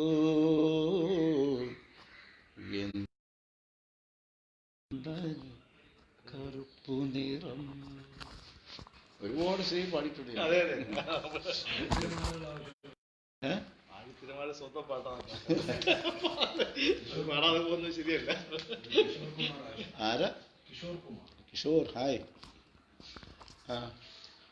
ആഴിത്തിരമാലകൾ അഴകിൻ്റെ മാലകൾ ആലോലമായി അടിവരും, തീരം തേടി ഓടിവരും, ആണാളും പെണ്ണാളും ആവണിയിൽ കണ്ടുമുട്ടും, ആശകളും സ്വപ്നങ്ങളും 1000 പങ്കുവയ്ക്കും.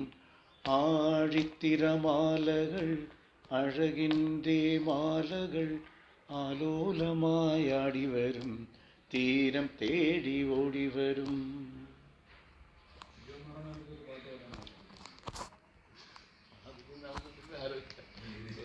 ആര്? വക്കീലൊരു പാട്ട് പാടണം. വക്കീലെ കുടുംബമൊക്കെ പാട്ടുകാരാണ്, എനിക്കറിയാം. ഇൻസ്ട്രുമെന്റ്സ് വായിക്കുന്നവരുണ്ട്.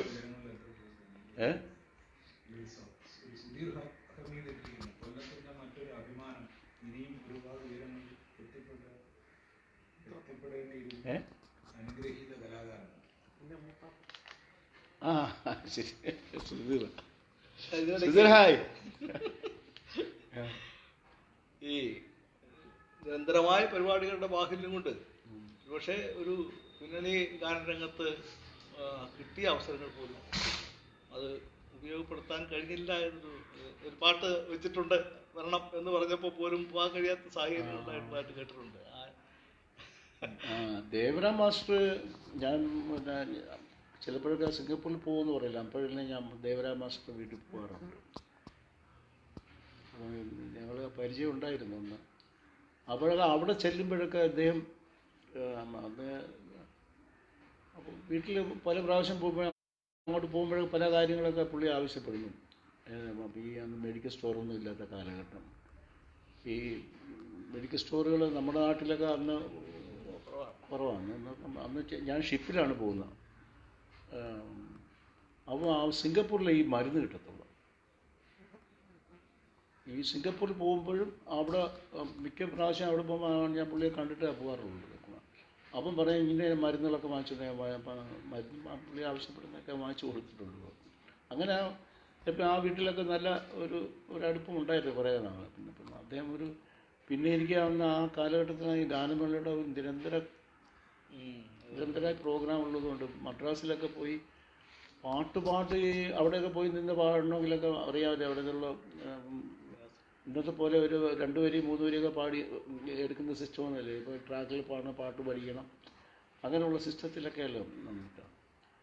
അപ്പോൾ അന്ന് പോകാൻ പറ്റുന്നതിന് പല പ്രാവശ്യം 1-2 പ്രാവശ്യം എനിക്ക് കത്തയച്ചിട്ടുണ്ടായിരുന്നു ചെല്ലണമെന്ന് പറഞ്ഞു. നിനക്ക് പാട്ട് വെച്ചിട്ടുണ്ട്, നീ എളുപ്പം വരണമെന്നും പറഞ്ഞു. പക്ഷേ എന്ത് ചെയ്യാനാണ്, എനിക്ക് നിരന്തരം ഇവിടെ പ്രോഗ്രാംസ് ഉള്ളതുകൊണ്ട് എനിക്ക് പോയി പാടാനുള്ളൊരു ഭാഗ്യം ഉണ്ടായില്ല അദ്ദേഹത്തിന്. അത് വലിയ നഷ്ടമായിരുന്നു. അതിന് അവിടെ തന്നെ നമ്മൾ വേറെ കാര്യമുള്ളത്, ദാസേട്ടനായാലും ജയചന്ദ്രനായാലും ബ്രഹ്മാനന്ദനായാലും ഇവരെല്ലാം അവിടെ താമസിക്കുന്നു. അവിടെ താമസിച്ചാൽ നടക്കത്തുള്ളൂ. താമസിച്ചെന്ന് പറയുമ്പോൾ അവിടെ താമസിക്കുമ്പോൾ ഒരു പാട്ടെന്ന് പറയുമ്പോൾ അവിടെ പോയി പഠിച്ച് പാടാനുള്ള സമയവും കാര്യങ്ങളും ഇതൊക്കെ നമ്മൾ ഓർക്കസ്ട്രയായിട്ടൊക്കെ ഇരുന്ന് പാടി പ്രാക്ടീസ് ചെയ്യാനും അതൊക്കെ ഉള്ള സമയങ്ങളൊക്കെ ഉണ്ട്. ഇന്നതല്ലല്ലോ. നമ്മളിപ്പോൾ സ്റ്റുഡിയോയുടെ ഫ്രണ്ടിൽ ഇരിക്കുകയാണ്. അപ്പോൾ ഇവിടെ ഒരു പാട്ടുകാരൻ ഇവിടെ വന്നു കഴിഞ്ഞാൽ 4 വരി പാടിയാൽ അത് ഏതെല്ലാം കറക്ഷൻസ് ഉണ്ടോ അത് 1 വരി 2 വരി എല്ലാം പഞ്ച് ചെയ്ത് എടുക്കുന്ന കാലമാണ്. ഒരു ടെൻഷനും ഇല്ല. ഇപ്പോൾ ഒരു സിനിമയുടെ പാട്ടായാലും ശരി, അവർ ചിലപ്പം നമ്മളൊക്കെ പഠിക്കുന്ന കാലത്ത് അവിടെ ഈ പാട്ട് പാടുന്ന കാലത്തൊക്കെ അവിടെ പോയി നേരത്തെ പോയി കിടന്ന് പാട്ട് പഠിക്കാനും. ഇതിപ്പോൾ അങ്ങനെ ഒരു ടെൻഷനൊന്നും ഇപ്പോൾ ഉള്ള പണ്ട് ഞാൻ പറഞ്ഞു കേട്ടിട്ടുണ്ട്. ഈ താമസമൊക്കെ ദാസേട്ട ഒത്തിരി പാടിയിട്ടുള്ള കാര്യമൊക്കെ പറഞ്ഞു. അവരുടെ കുറ്റമല്ല, ചിലപ്പോൾ ഇൻസ്ട്രുമെൻ്റ് വായിക്കുന്നവരുടെ തകരാറായിരിക്കാം. അങ്ങനെയൊക്കെ ഉള്ള ഒരുപാട് കാര്യങ്ങളൊക്കെ ഉണ്ട്.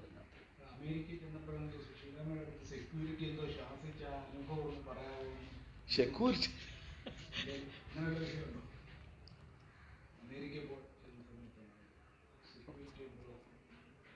അതാരാ?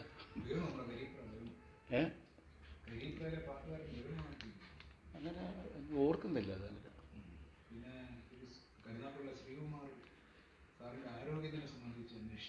ആരോഗ്യം അത് ദൈവം സഹായിച്ച് ഇങ്ങനെയൊക്കെ പോകുന്നതല്ല. പ്രായമായി വരില്ലേ ഇപ്പം.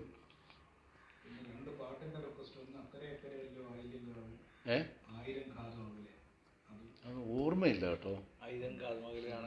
1000 കാതം അതാണ്.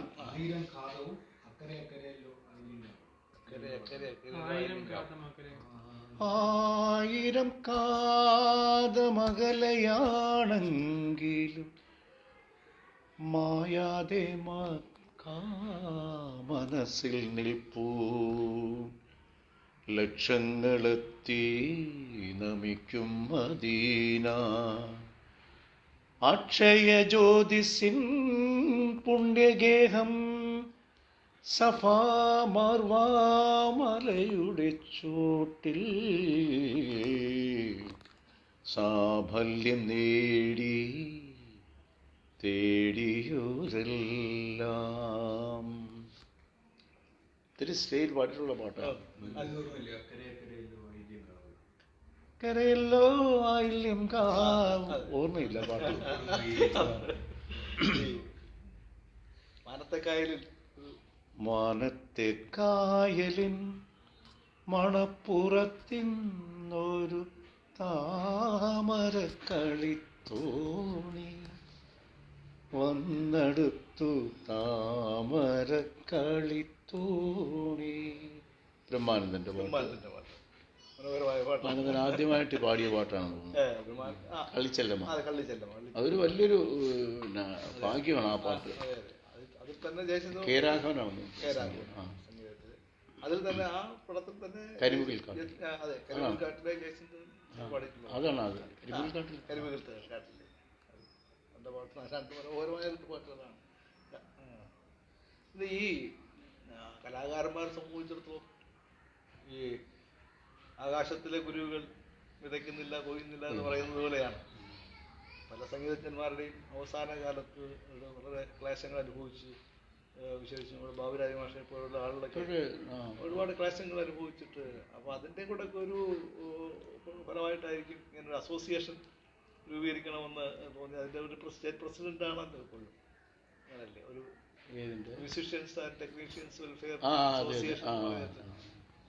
പക്ഷേ ഇപ്പോഴും അവരെ സംബന്ധിച്ചിടത്തോളം വേണ്ടത്ര ഒരു സേഫ് അല്ലാത്തൊരു സാഹചര്യം ഇപ്പോഴും നിലനിൽക്കുന്നുണ്ട്.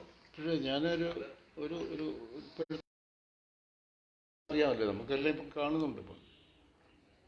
ഇപ്പോൾ 2 സീസൺ, അതായത് കഴിഞ്ഞതിൻ്റെ അങ്ങനെ സീസണൊക്കെ നമ്മുടെ കലാകാരന്മാർ എല്ലാ വിഭാഗത്തിലുള്ള കലാകാരന്മാരും ഭയങ്കര കഷ്ടത്തിലായിപ്പോൾ. ഭയങ്കര ഒരു വിഷമമുണ്ട്. ഒരുപാട് പേര് അനുഭവങ്ങളൊക്കെ നമ്മളെ വിളിക്കുകയും വളരെ ഇതായിട്ട് പറയും. ഇതൊക്കെ പറയുന്നുണ്ട്. ഈ 2-3 സീസണിൽ അവർക്ക് പ്രോഗ്രാംസ് ഒന്നും നടന്നില്ല. കഷ്ടപ്പെടുകയാണ് അതൊക്കെ. അങ്ങനെയൊക്കെ ഉള്ളൊരു പലരൊക്കെ ഈ അടുത്ത ഞങ്ങളുടെ ഒരു പിന്നെ ഈ ചലച്ചിത്ര പിന്നണി ഗായകരുടെ ഒരു അസോസിയേഷൻ നമ്മൾ ഉണ്ട്. അപ്പോൾ അതിൻ്റെ പ്രസിഡൻറ്റ് നമ്മൾ സുദീപ് കുമാർ, അങ്ങനെയൊക്കെ ഉള്ള നമ്മളും അതിനകത്ത് ഉണ്ട്. അപ്പം ഈ അടുത്ത കാലത്ത് കല്യാൺ ജൂലേഴ്സും വേറെ ആരോ കൂടെ ചേർന്ന് കുറച്ച് സഹായമൊക്കെ ചെയ്ത്, അപ്പോൾ അതിലും എനിക്കൊരു പങ്ക് അയച്ചു തന്നിരുന്നു. വളരെ നന്ദി. ഞാൻ പാടണമെന്ന് കൃഷി ചെയ്തിട്ടുള്ളത് പാടിക്കും.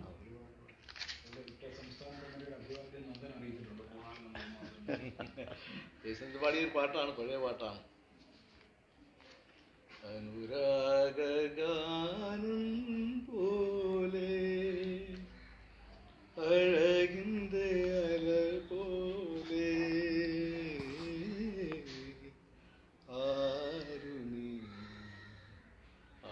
ആരു നീ ദേവതേ, അനുരാഗാനം പോലെ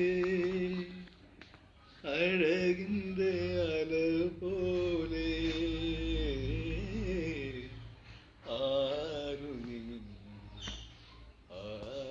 നീ ദേവതേ.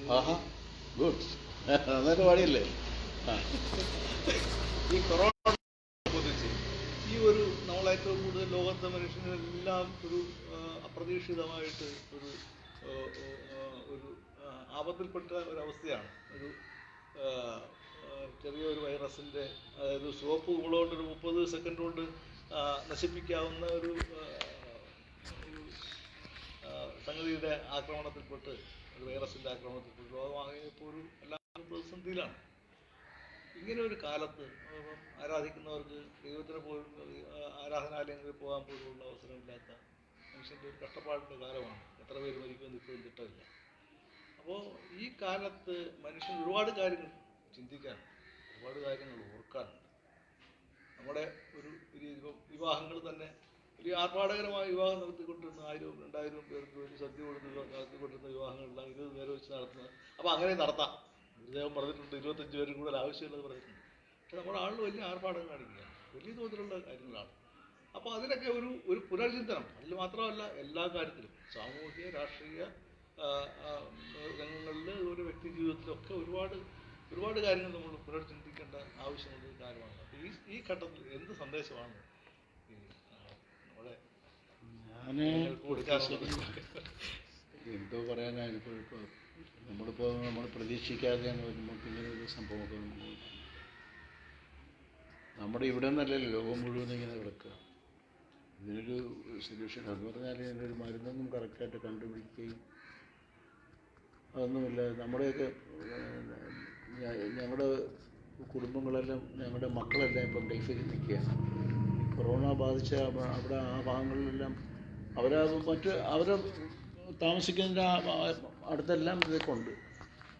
അവരും വളരെ വിഷമത്തിൽ ഇങ്ങോട്ട് വരാനും, പക്ഷേ അവരുടെ ജോലി നഷ്ടപ്പെടുമോ എന്നുള്ള ആ ഒരു പ്രശ്നങ്ങളുണ്ട്. എല്ലാത്തിലും ഇങ്ങനെയുണ്ട്. ഇവിടെ നിന്നല്ല, എല്ലാ ലോകത്തുള്ള എല്ലാ മലയാളീസും, എല്ലാ ആൾക്കാരും ഇങ്ങനെയൊക്കെ വിഷമിക്കുകയും വരാനും പോകാനുള്ള. ഇപ്പോൾ തന്നെ ഈ ഫ്ലൈറ്റിൻ്റെയൊക്കെ ചാർജ് കൂട്ടി, ഇപ്പോൾ പറയുന്ന കേട്ട് എയർജിയുടെയൊക്കെ ചാർജ് കൂട്ടി എന്നൊക്കെ പറയുന്നത് കേട്ട് ശരിയാണെന്ന് അറിയില്ല. അപ്പോൾ ഇങ്ങനെയുള്ള ഒരുപാട് നമ്മൾ നല്ല ഈ ലോകത്തുള്ള ഇതുപോലുള്ള എല്ലാ രാജ്യങ്ങളിലും ഇതുപോലുള്ള ആളുകളും വളരെ കഷ്ടപ്പെട്ട് പല കാര്യങ്ങളിലും സാമ്പത്തികമായിട്ടും, നമ്മൾ ഇവിടെയും സാമ്പത്തികമായിട്ടും ഒക്കെ ഒരുപാട് ബിസിനസ്സുകളും എല്ലാം പോയി എല്ലാം നടക്കുകയാണ്. ഇതൊക്കെ ഒരു മനുഷ്യർക്ക് ഇങ്ങനെയൊക്കെ അഹങ്കരിച്ച് നടക്കുന്നവർക്ക് ഒരു പാഠമാണ്. എനിക്ക് തോന്നുന്നത് ഈ ബ്രഹ്മചാരി സിനിമയിൽ ഒരു പാട്ടുണ്ട്, അത് അറിയാവുന്ന പാട്ടാണ്. ഈ ദക്ഷിണാമൂർത്തി സംഗീത സംവിധാനം ചെയ്ത് വയലാറിൻ്റെ ഒരു പാട്ട് യേശുദാസ് പാടിയിട്ടുണ്ട്. അപ്പോൾ അത് വാസ്തവത്തിൽ ഒന്നുകൂടെ ഓർമ്മിക്കേണ്ടതാണ്. മനുഷ്യൻ്റെ ഒരു അഹങ്കാരത്തിൻ്റെ ഒരു നൈമിഷികത. ഭാവങ്ങളെ പ്രാകൃത മുഖച്ഛായകളെ തീരത്ത് മത്സരിച്ച് മരിക്കും ഈ തിരകളും നിങ്ങളും ഒരുപോലെ എന്ന് പറയുന്ന ഒരു ഗാനമുണ്ട്. അപ്പൊ അത് മനുഷ്യന്റെ അഹംഭാവത്തിനും എല്ലാ അഹംഭാവത്തിനും ഒരു അതിപ്പം ഇങ്ങനെ ഒരു അനുഭവം എന്ന് പറഞ്ഞാൽ പലതൊക്കെ ഇങ്ങനെ പിന്നെ മറ്റ് അസുഖങ്ങളൊക്കെ വന്നിട്ടൊക്കെ കോളറ ഇങ്ങനെയുള്ളതൊക്കെ വന്നിട്ടൊക്കെ പോകുന്നുണ്ട്. ഇതുപോലെ മാരകമായ ഒരു സാധനം നമ്മുടെ ലൈഫിൽ ആദ്യമല്ല ഇത്, അല്ലേ? ആ, അപ്പോൾ ഇത് എന്താണെന്നുള്ളത് ജനങ്ങൾ പഠിക്കട്ടെ കുറച്ച്, അതായിരിക്കാം അല്ലേ? നമുക്കിതെല്ലാം എല്ലാം അതിജീവിക്കാൻ പറ്റും. എല്ലാവരും കൊടുക്കുന്നത് ലോകത്ത് വന്നിട്ടുള്ള എല്ലാ പ്രതിസന്ധികളെ വിവരിച്ചിട്ടുണ്ട്. എല്ലാം ജാതിയുടെയും മതത്തിൻ്റെയും ഒക്കെ പേര് കിടന്ന് അടിക്കുകയും പിടിക്കുകയൊക്കെ കൂടുന്നു. അവരും ഒന്ന് മനസ്സിലാക്കട്ടെ ഇത്, അല്ലേ? അല്ല, നമ്മുടെ അഹംഭാവം നടക്കുന്നവർക്ക് വാസ്തവത്തിൽ അത് ഒരു കാര്യമില്ല എന്ന് ബോധ്യപ്പെടുന്ന ഒരു കാലമാണത്. പണത്തിനോ അല്ലെങ്കിൽ പ്രൗഢിക്കോ മറ്റു കാര്യങ്ങൾക്കോ ഒരു പ്രസക്തിയും വാസ്തവത്തിൽ ഈ കാലത്തെ ഒരു ഉള്ള ഒരു ട്രൂപ്പായിരുന്നു എന്നുള്ളതോ അല്ലെങ്കിൽ പിന്നെ ഒരു വളരെ ഡെഡിക്കേറ്റഡ് ആയിട്ടുള്ള വളരെ ആത്മാർപ്പണത്തോടു കൂടിയുള്ള ഒരു സംഗീത സമിതിയും ഈ 52 വർഷക്കാലം ഒരു രംഗത്ത് ആത്മാർപ്പണം ചെയ്തിട്ടുള്ള ഒരു പ്രവർത്തനമാണ് നടന്നത്. അത് വാസ്തവത്തിൽ കേരളത്തിൽ അതിൻ്റെതായ ഒരു അംഗീകാരം കിട്ടിയിട്ടുണ്ടോ എന്നുള്ള കാര്യത്തിൽ സംശയമാണ്. പക്ഷേ അല്ല, ഞാൻ നിങ്ങളിപ്പോൾ അംഗീകാരത്തിൻ്റെ കാര്യം പറയാം. നമുക്ക് കേരളത്തെ സംബന്ധിച്ച് നമുക്ക് മറ്റ് നമ്മുടെ നാട്ടിലെല്ലാം കുറച്ച് അംഗീകാരങ്ങളൊക്കെ നമുക്ക് ഇങ്ങനെ ഓരോ ക്ലബ്ബുകളോ മറ്റു കാര്യങ്ങളോ അല്ലാതെ വലിയ അംഗീകാരങ്ങളൊന്നും നമുക്ക് കിട്ടിയില്ല. നമ്മൾ അതിൻ്റെ പുറകോട്ട് പോയിട്ടുമില്ല. നമ്മളിപ്പം ഞാൻ അങ്ങനെ ഒരു സ്വഭാവക്കാരനാണ്. ഞാൻ അങ്ങനെ പോയിട്ടില്ല. നമ്മളങ്ങനെ ഒതുങ്ങി കഴിയുന്ന ഒരു മനുഷ്യനാണ്. എനിക്കിപ്പം അത് ഞാനിപ്പോൾ ഒരു പിടിച്ചു കയറി ഒരു സ്ഥലത്ത് ഞാൻ പോയി എനിക്കൊരു പാട്ട് പോലും ചോദിക്കുന്ന ഒരു സാഹചര്യം ഈ പാട്ടുകളുടെ ഒരു മാധുര്യം, അതിൻ്റെ ഒരു കേൾക്കുമ്പോഴുള്ള മനസ്സിലുണ്ടാകുന്ന ഒരു കുളിർമയും സന്തോഷവും അതിൻ്റെ ഒരു ഭാവാത്മകത, ഇതിനെല്ലാം അപ്പുറത്ത് ഇതിൻ്റെ ഒരു ആ കാലഘട്ടത്തെ ഭാസ്കരമാഷ പോലെയുള്ള വയലാറിനെ പോലെയുള്ള ശ്രീനാരായണ പോലെയുള്ള ഓയിൻ്റെ പോലെയുള്ള കവികൾ എഴുതിയ മനോഹരമായിട്ടുള്ള പാട്ടുകൾ, അതിൻ്റെ ആശയങ്ങൾ ഈ സമൂഹത്തിനെ മാറ്റുന്നതിലൂടെ കഴിഞ്ഞിട്ടുള്ള ആശയ ദൃഢതയുള്ള വരികളാണ്. അപ്പം മനുഷ്യൻ മതങ്ങളെ സൃഷ്ടിച്ചു എന്നുള്ള ആ പാട്ടുൾപ്പെടെ ധാരാളം പാട്ട് അത് ഈ സമൂഹത്തിനെ വാസ്തവത്തിൽ മാറ്റിയിട്ടുണ്ട്. അതിൽ കവിക്കും പാട്ടുകാരനും ഒരുപോലെ വാസ്തവത്തിൽ അവർക്ക് അവകാശപ്പെട്ടതാണ്, രണ്ടു കൂട്ടർക്ക് അവകാശം. അതുകൊണ്ടാണ് പാട്ടുകാരൻ താളയുടെ കാട്ടുകാരനല്ലേ എന്ന് പാടിയത് പാടി. അപ്പം ആ നിലയ്ക്ക് സമൂഹത്തിലെ ഈ 50 വർഷക്കാലത്തെ പ്രവർത്തനം കൊണ്ട് ആളുകളുടെ മനസ്സിനെ സന്തോഷിപ്പിക്കുക എന്ന് മാത്രമല്ല ഈ സമൂഹത്തിൽ ഒരു മാറ്റം ഉണ്ടാക്കുന്നതിന് വേണ്ടിയുള്ള നിർണായകമായിട്ടുള്ള ഈ പ്രവർത്തനത്തിൽ കൃഷിയിലേക്ക് ഇടപെട്ടു എന്നാണ് നമുക്ക് പറയാം. അപ്പോൾ നിർമ്മാലയത്തിലെ പാട്ടുണ്ട്, അടിമ കടത്തിയ ഭാരതപൗരൻ ഉണരാൻ പ്രകൃതി ചുവരുകളോളം സർഗം പ്രതിഭപ്പെടണം. അതിൻ്റെ പല്ലവി എന്തോ? പത്മതീർത്ഥമേ ഉണരൂ, പത്മതീർത്ഥമേ ഉണരൂ, മാനസ പത്മതീർത്ഥമേ ഉണരൂ. അതല്ലേ? അതെ. അപ്പൊ പത്മതീർത്ഥങ്ങളെ പാടി വെച്ചിരിക്കുന്ന ഈ അടിമ കടത്തിയ ഭാരതപൗരനെ ഉണർത്താൻ സർഗപ്രതിഭകൾ, മാനം മുട്ട വളർന്ന സർഗപ്രതിഭകൾ, അതുപോലെ തന്നെ ഈ പറയുന്ന പോലെ മാനസ പത്മതീർത്ഥങ്ങളെ ഉണർത്തിക്കൊണ്ടുള്ള ഈ ചൈത്രയാത്ര വല്ലാത്ത ഒരു വലിയ കാലഘട്ടത്തിലെ വലിയ അനുഭവ സമ്പത്താണ് ഞങ്ങൾക്ക് മുമ്പിൽ പകർന്നു വന്നത്. അത് വളരെ സന്തോഷമുണ്ട്. ഇന്ത്യയിലെ ഏറ്റവും വലിയ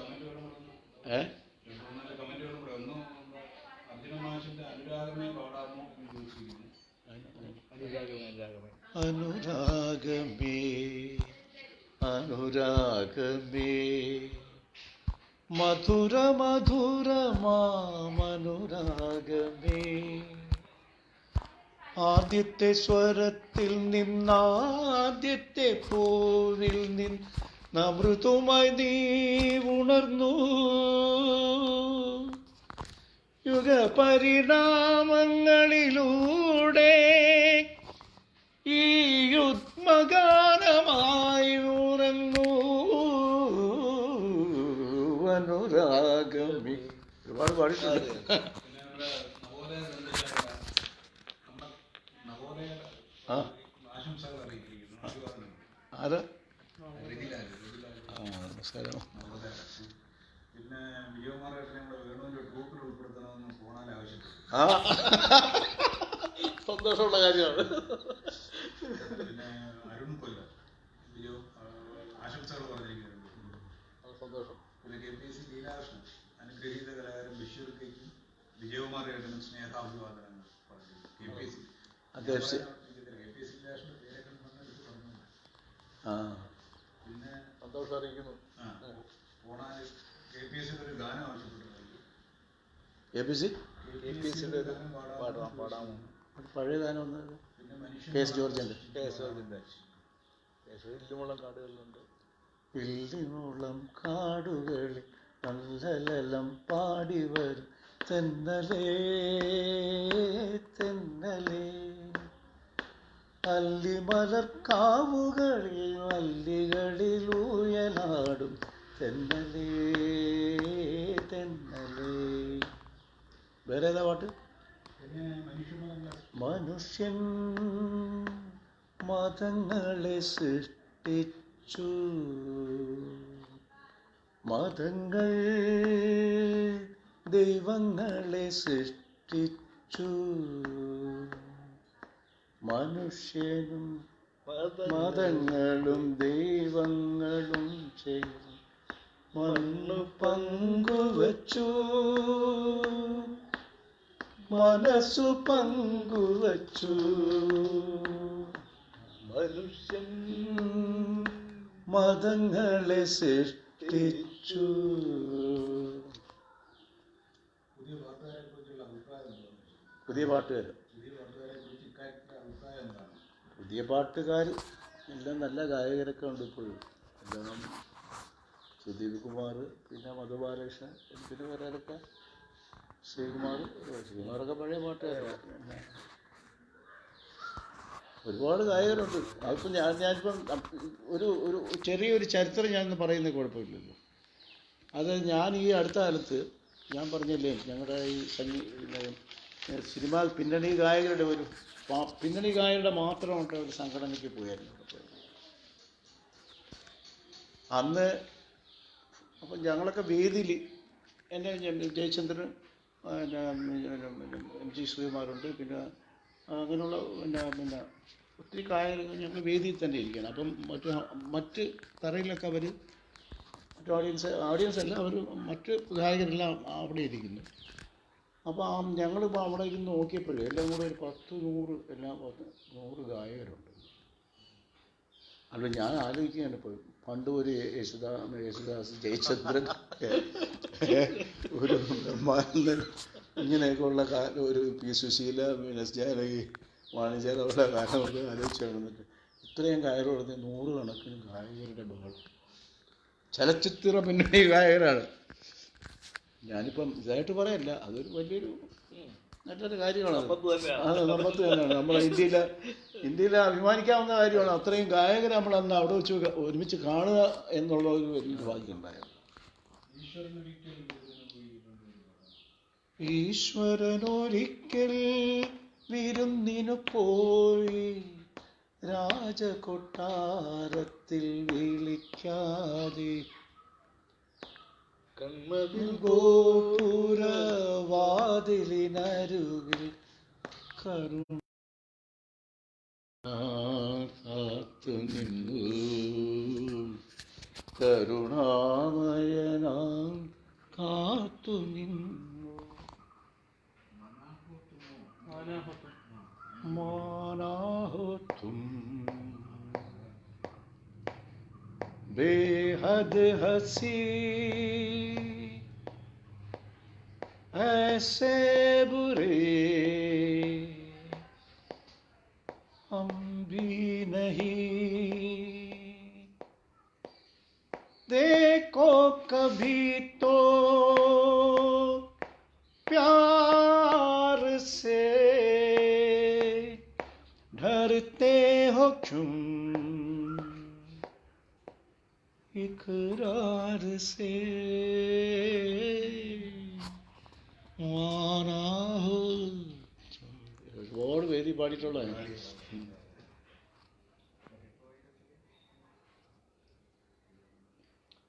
അപ്പോൾ നമുക്ക് ഈ പരിപാടി അവസാനത്ത് അവസാന ഘട്ടത്തിലോട്ട് മാറിയിരിക്കുകയാണ്.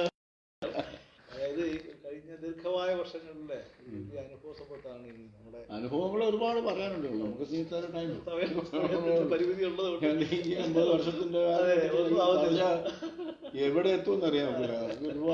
ഒരുപാട് അനുഭവങ്ങൾ ഇനിയുണ്ട്. ഏതായാലും ഇത്രയും പുതിയ ഗായകർ സംബന്ധിച്ചിടത്തോളം ഇതൊക്കെ ഇത്തരം അനുഭവങ്ങൾ, ഈ ക്ലേശങ്ങൾ സഹിച്ച് ഇത്രയും കഷ്ടപ്പാടുകൾ സഹിച്ച് ഈ രംഗത്ത് ഇത്രയും വർഷം നിൽക്കുക എന്ന് പറഞ്ഞാൽ ചെറിയ കാര്യമല്ല, വലിയ കാര്യം തന്നെയാണ്. നമ്മുടെ എല്ലാ കലാകാരന്മാർക്കും ഈ ഡെഡിക്കേഷൻ ഉണ്ടെങ്കിൽ മതിയാവും, എന്നാലേ അവർക്ക് മുന്നോട്ട് പോകാൻ. ഇതൊക്കെ അനുഭവ പാഠങ്ങൾ പുതിയ തലമുറയ്ക്ക് പകർന്നതിൽ വളരെ വളരെ സന്തോഷമുണ്ട്. ഇത് ഈ പരിപാടിയോട് സഹകരിക്കുകയും ഇത്രയും നേരം ഞങ്ങളുടെ ചെലവഴിക്കുകയും ചെയ്തതിൽ വളരെ വളരെ വളരെ നന്ദി ചേട്ടനോടുണ്ട്. അതുപോലെ ഇത് പരിപാടി കണ്ട നമ്മുടെ പ്രേക്ഷകർക്കും നന്ദി.